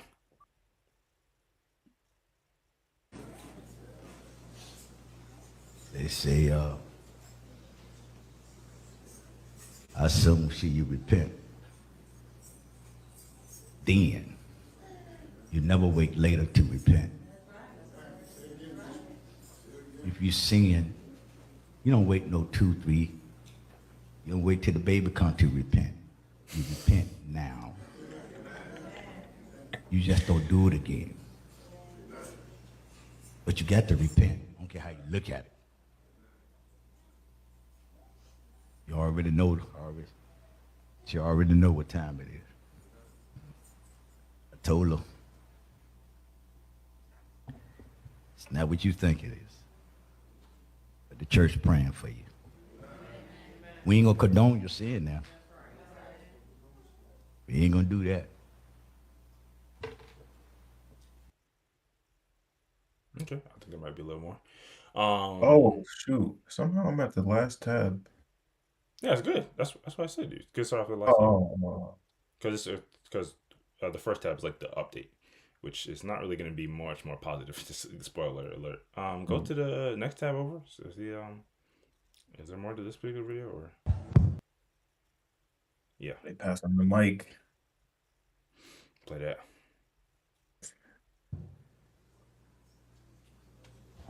Praise the Lord, saints. Stand right in front of the congregation. Yeah, stand right in front of them. Yes, so we can all see you. I want to apologize to everybody in here because I am pregnant. I'm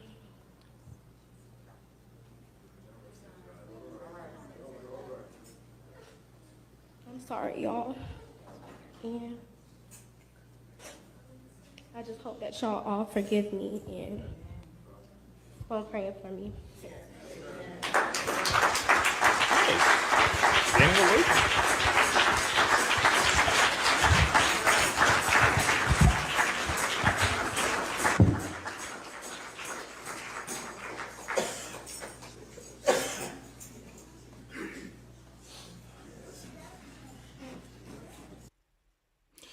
And there you go. So yeah, I guess it's allegedly because we don't know if they made her apologize. We just know they asked her to come up and speak towards what's going on. So yeah, there you have it. And I didn't talk about something like commentary. I'm trying to keep this light, even though we also at the same time want to, apply a respectful level of gravity to a situation. And I think we kind of have a general experience to kind of. I'm not be able to interpret this, but break it down how you guys see fit.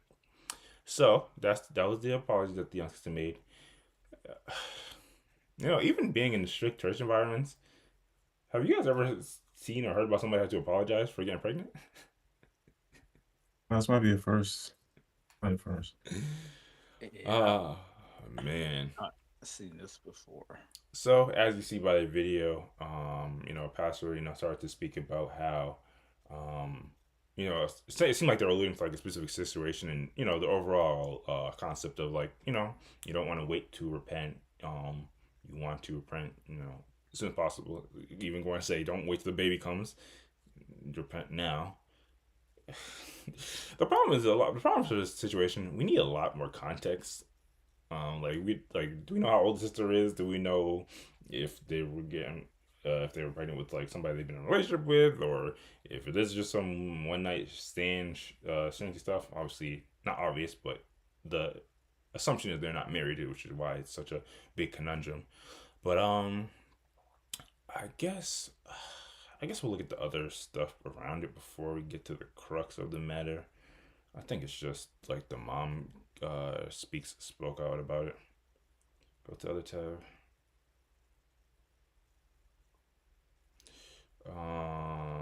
Yeah, I think this is the mom, and go over one more and then we'll go back to this one. So the update to the story is the mother of the young woman who issued an apology to the church for being pregnant speaks out, I stand with my pastor. Sorry to make you keep on going back and forth. I go back over to this is what the mother of this young sister had to say. Facebook.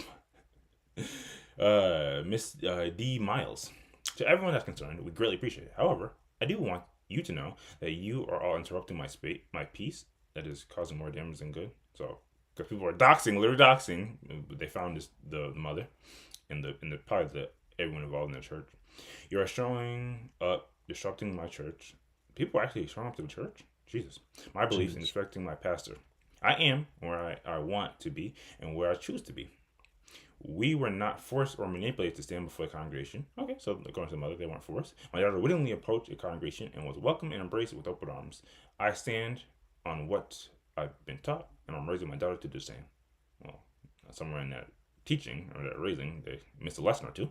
I stand with my pastor, the true vine apostolistic. How do you say that word? Apostolic? Church of Christ, and to others. Facebook stuff. So that's the story. Again, it is missing a bit of context to kind of get to the nitty gritty, but based off what's been presented thus far, what do we think of this? And I'm curious to know, and for you guys to kind of lean on your perception of churches as well. What do we think of this story? Do we think, this is an example of like churches, because at the same time we have spoken pretty candidly about our views on when some of these churches and some of these pastors are kind of tweaking. Do you think this is an example of that, where a church is kind of wilding and kind of overstepping the role of a church or a pastor? Or do you think to some degree this behavior, the actions that the church took is somewhat warranted, because I think to some degree understand the concept of there's a certain level of discipline within a church needs to be kept intact? What do we think? We'll start off with you, Ace. So yeah, I mean, this was obviously it felt very awkward to watch, especially as an outsider looking in. Although can't imagine being in the church and feeling less awkward. And also, like you said, we don't really have the context. She makes it sound like the daughter wanted to come before the congregation, so it wasn't something that was forced by anyone. This is how I'm interpreting what she's saying. And if that's the case, that also changes my perspective quite a bit. Definitely not gonna, fault the daughter if she felt compelled to do this as something that was like a good. We also know if they're young, sometimes that be that, I don't want to say full on manipulation, but that church guidance to like compel you to, hey, this is the right thing to do. Yeah. But yeah, like all that being said, I think the reason this feels so awkward to me is that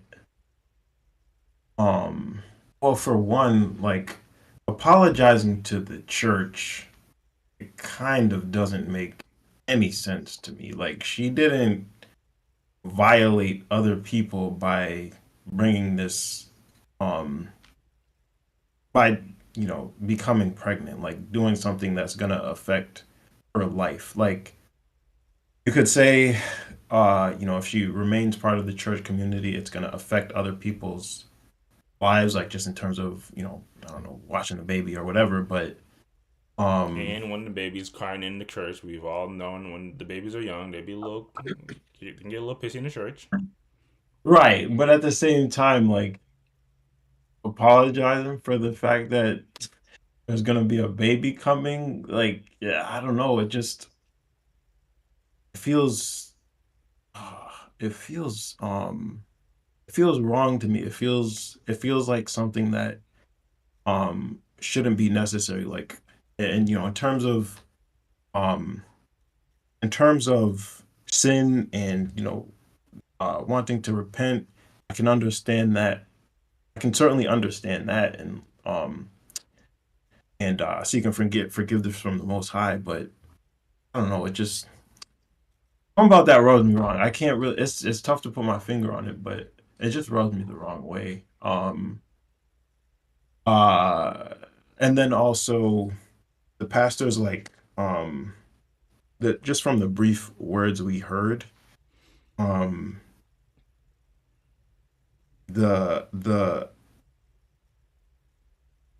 the way he spoke came off as more reprimanding than you would expect if the girl or this young lady approached him or approached him voluntarily to um apologize for the congregation. I think it's like if you truly if you want if you want this girl to remain a part of the congregation and you don't want her to think that she's sullied herself or that just um uh worse in any way than anybody else in the church.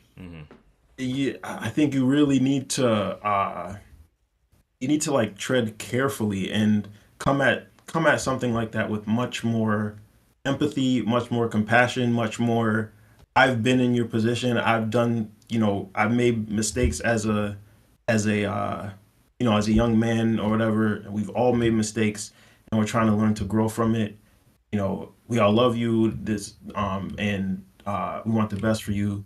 You made this mistake, we're here for you. Like that type of rhetoric is or message is more so what I would expect um in a situation where you truly have like this young woman's best interest at heart, as opposed to coming from it from like either a judgmental perspective or from like fearful perspective, even where it's like you're more afraid of maybe the influence that her actions could have on other people um than seeing her as um like I don't know, the most important person to have empathy for at the moment. And also if you have that and you can show that, I think that would be much more beneficial for anybody else looking at the situation as well. I don't so yeah, I said a lot, but it's overall it didn't rub me the right way per se. It rubbed me the wrong way. And yeah, I guess the main thing I'm going back to is like just that it came off as more judgmental than empathetic or um beneficial in my mind. For or to that crowd.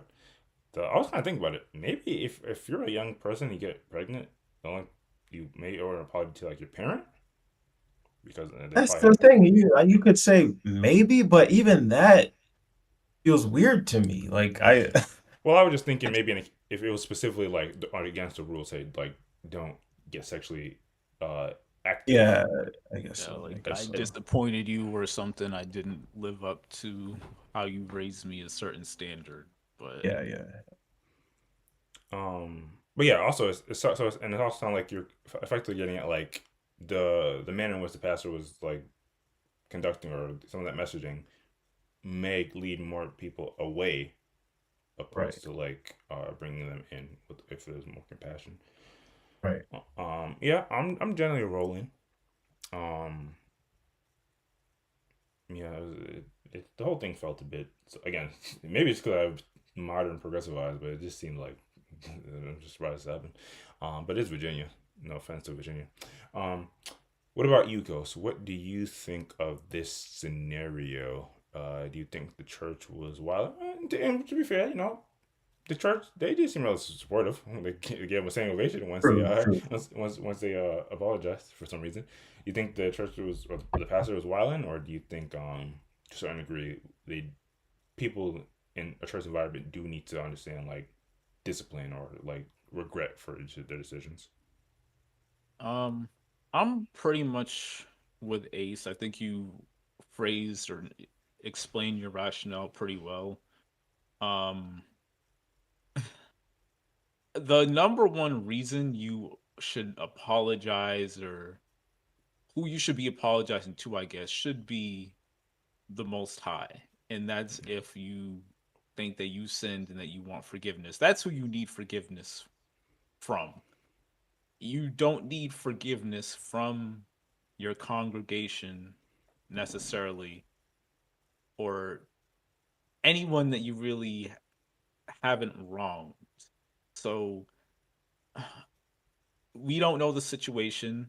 It might have been something where the young woman, kind of felt that even though no one in the congregation was wrong, she still wanted to apologize because she felt some level of guilt and she wanted to do that to ease her conscience, which again is her prerogative and there's nothing wrong with that. But without context, it's kind of hard to know. And it does, like, I was very uncomfortable listening to how, like, clearly ashamed, I should say, and Yep. upset that she was, which we don't know the real reason for that. It might be just because of her getting pregnant. It might be because she didn't really want to go up there and she was kind of coerced into doing so. We don't know, but I do think that, like, at the end of the day, you definitely should not feel any type of requirement or prerogative to apologize or justify yourself to the congregation because those are just people. They're not like how a most high is going to be the one that judges your actions and determines like if you are granted forgiveness. The congregation is just kind of the bystander in that. And it felt like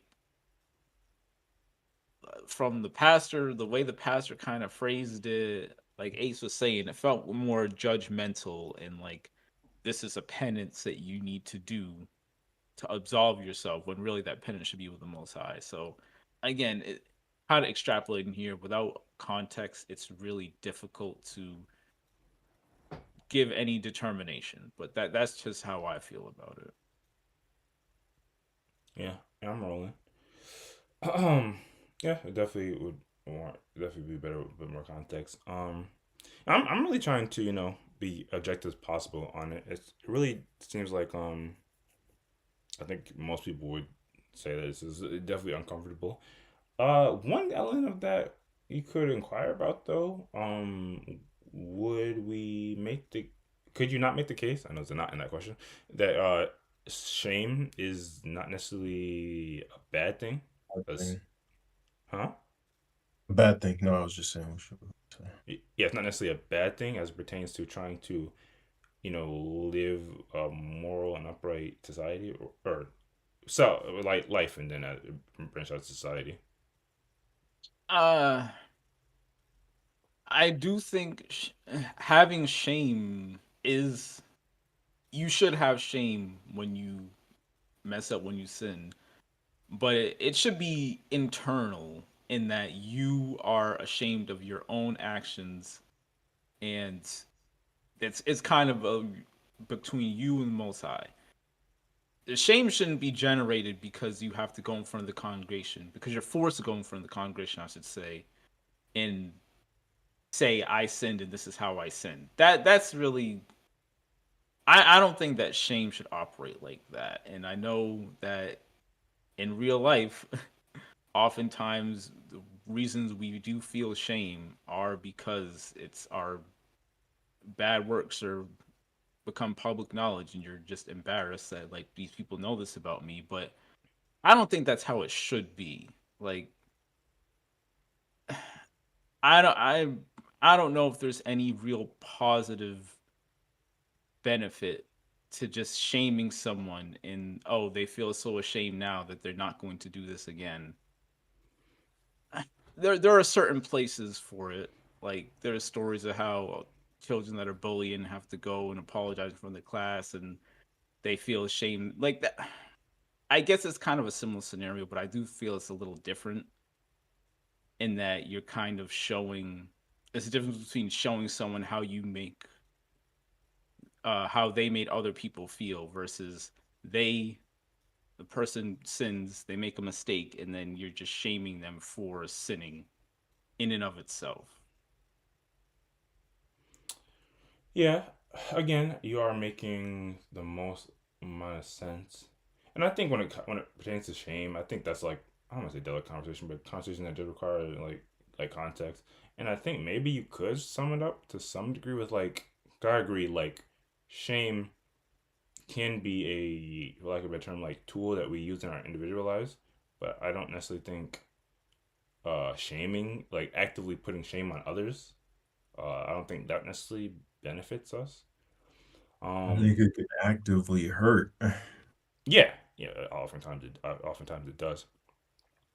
Um, I think the only part where it's kind of tricky is because while we say it's an internal thing, I think to some degree we learn these things from others, typically from our parents and our communities. Like there are maybe some elements of like human nature where we'd be ashamed of, regardless. But typically things that we learn are from outside factors. Like for this particular instance, we know that we learned that it is shameful to be sexual interactive when you shouldn't be because of other people. They're imparting that shame in a sense. So it's kind of um again I don't want to say tricky, but it's I think that a lot of things it requires a lot of balance because Mhm. like I said, and I agree, it can be used in a way that just harms people. It's like it doesn't provide a lot of benefit. Um, Yeah, you are right, and you raise a good point. Like there is scriptural precedent of when certain members of the congregation sin, they do have to go through certain like you're considered unclean, and it is more like old priesthood stuff, but it's still there is some precedent to that, and I think there are some benefits to like. I hate to like say it, but like using someone as a bad example, and like this person was obviously very upset and ashamed that they had to go up there and admit this in front of the congregation. And like, if you're a younger girl seeing that, you'd be like, dang, I don't want to have to go through that. But I don't know. I just feel like that's, even if it's effective, I don't know if it's healthy. That's when I Yeah. say I don't know, I truly don't know. Like, I don't healthy is a bit subjective, but I think we are rolling. And obviously, one of those things where I'm curious to hear what other people think. Um, I was gonna say, yeah, there's definitely a myriad of examples in the scriptures, especially like Old Testament for that. Like still like an old example, but like outside the scriptures, even like how they literally used to put like dunce caps on students. know. Oh man, I definitely think as a society, at least in like first world Western society, do we actually do move away from like that type of behavior conduct? And we see Because like that student is screwed. Like the chances of them coming back from that, it's got to be low. Like you shame them at the expense of um keeping everybody else in line. What do you mean? Yeah, I mean, Man. And I think like the one of the last things I kind of wanted to inquire or just raise a point about. Speaking of like the keeping people in line, I think on the pastor's end, which is probably the element in this where a lot of people are looking like they're kind of tweaking like who are they to kind of facilitate this. Um, Pardon me. I think we've generally had a conversation about this before, but like as it pertains to quote unquote the leaders of a congregation or however you would want to pose it, elders, whatever you would want to say. Uh, do we understand or agree that they often feel compelled that they have a duty to maintain a certain level of order within a church environment, and that's why they might end up with some of these making some of these decisions? Like, I guess like an easy example that comes to my mind, like I don't think we would say anything if somebody was trying to come into church and like blaring some YN, some young ninja music, and like they're trying to like during the middle of like a class or something like that, or even outside of class, like we might expect the pastor to be like, hey, well, in this environment, we want to not necessarily invite that level of energy into the environment. So can we not do that? Or maybe they would outright just make a rule: don't you can't play outside music. Um, do we generally under agree and understand that aspect of it, or do we not feel that that's the role of a whatchamacallit, somebody that's like proceeding over a church environment? Yeah, I mean, I feel like that's definitely reasonable. Like if you're the elder, if you're the leader of the congregation, there's responsibility in maintaining a healthy religious environment, spiritual environment that, like you said, you're not just coming and blaring whatever, doing whatever, church is running buck wild. Like there's definitely some level of authority that you should have in order to make sure that stuff isn't popping off. But in I think there is a limit to that authority in that you you aren't the one that anyone has to answer to necessarily, being that the number one authority is the most high. And if you're enforcing things that are further that goal, then that's different than you taking it upon yourself to become a judge and say you need to do this and you'll be absolved, or you need to do this or otherwise you have to leave the church. Yeah. I think there's a limit, and if you're bypassing that limit in non-scriptural manner, that's when you can run into problems. Yeah, no, I'm definitely picking up his point down there. Um, what about you, Ace? Do you understand that line that a leader in the church would have to walk? Do you think like going based off that type of aspect of it or like perception of it, do you think this pastor was a little bit more his actions were a bit more justified, or do you think they were still tweaking?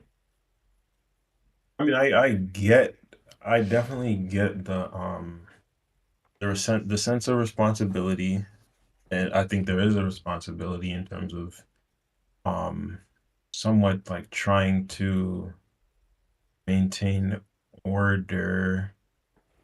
Um, and it's not something I envy. Like I've always thought this in terms of the church the churches we've been part of, where it's like uh putting myself in the elder shoes that we've had. I can see how it could be a slippery slope where try uh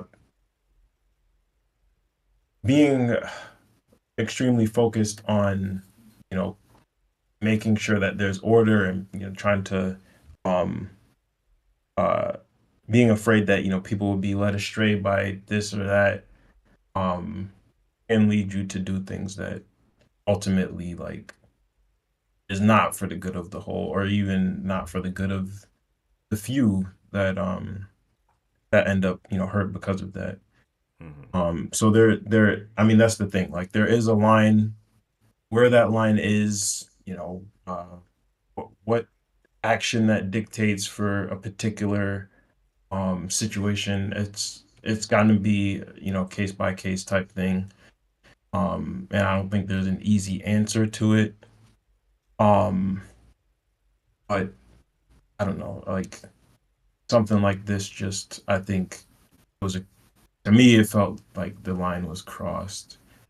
Um, the other thing I wanted to say too was like I while I do feel overall negatively about this, at the same time I hope that the like the motives of the church, of um the mom, even the young lady who spoke, like them saying that that they're essentially that they're trying to do good, that they're trying to kind of like rectify the situation, um and just keep moving forward. Like, I do hope that that is the case, and that the other people in their congregation got that sense as well, and that it is truly as loving as it sounded from the congregation, clapping for the young lady after she spoke. And like, I could there's a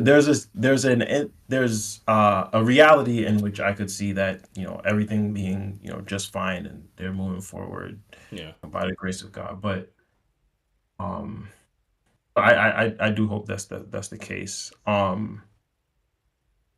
But it's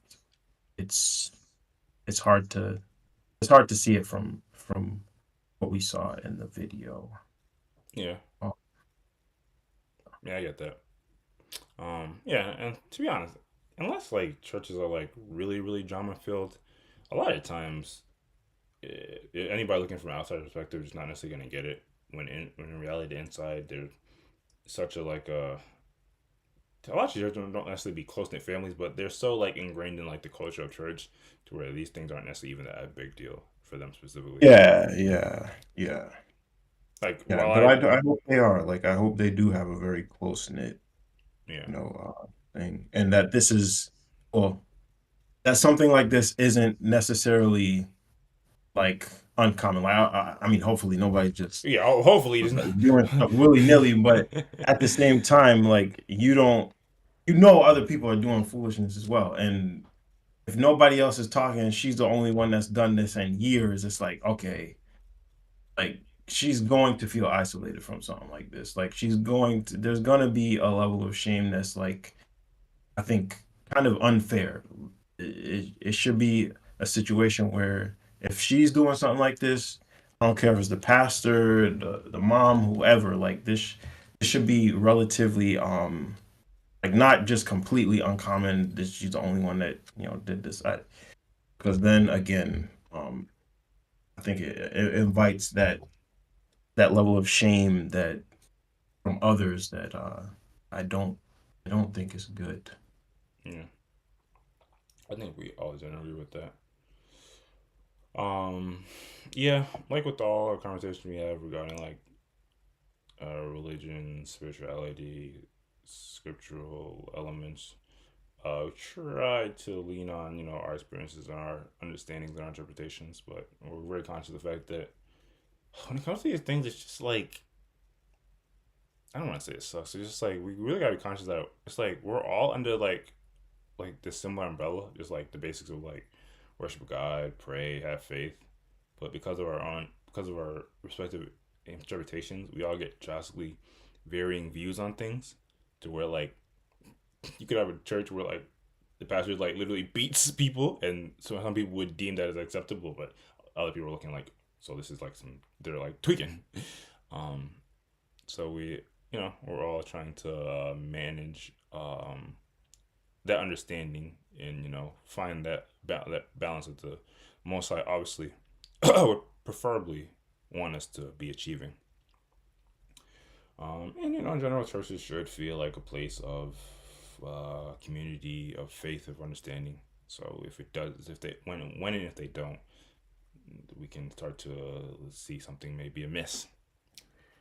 But yeah, definitely interested to hear all thoughts, opinions, commentary, questions on a story like this.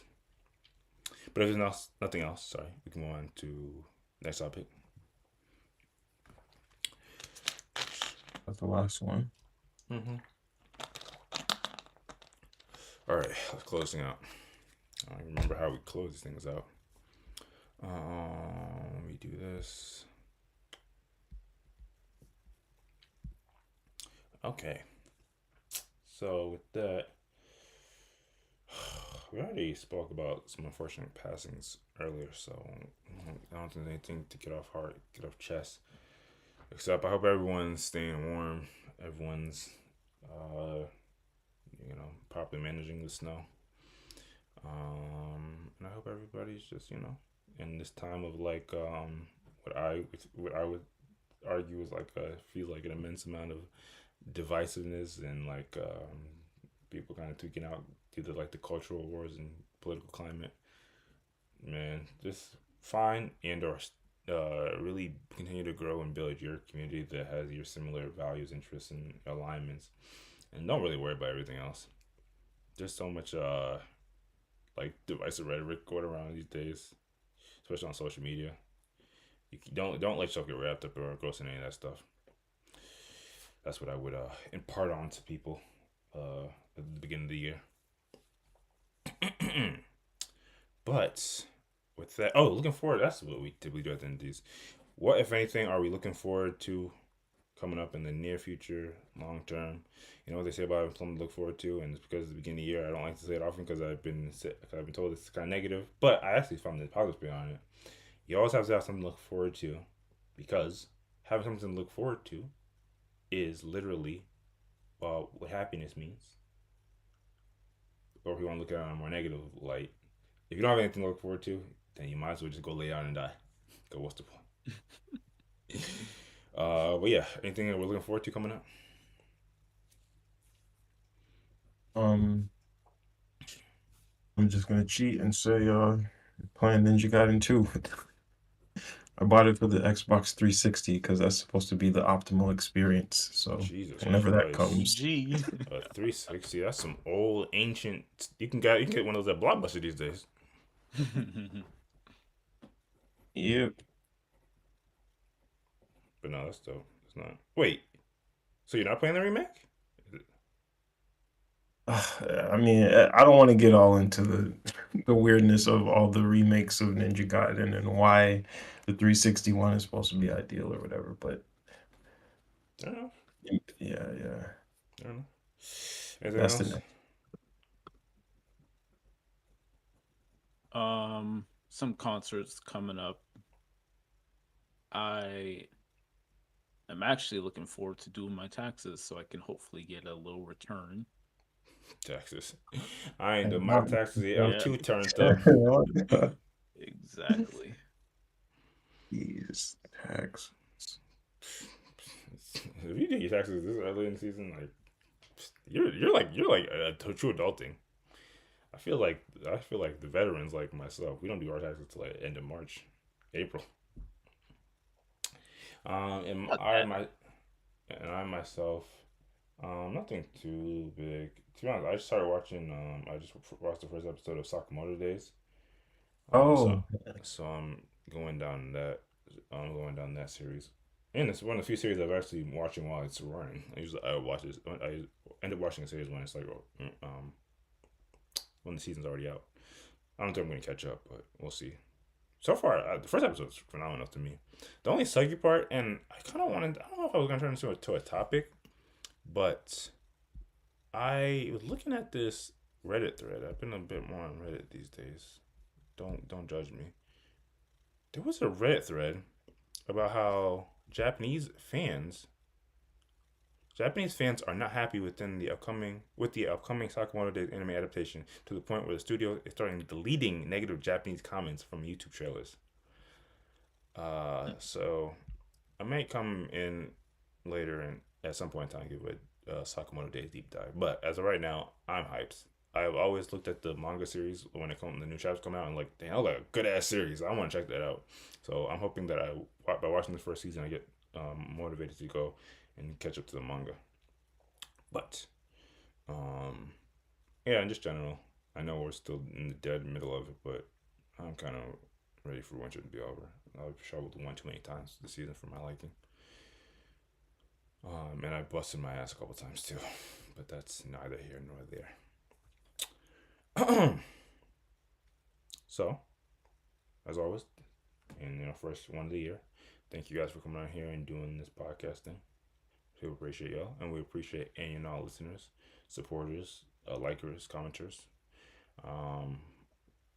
We appreciate y'all, and I look forward to actually editing these videos as well. I'm complete.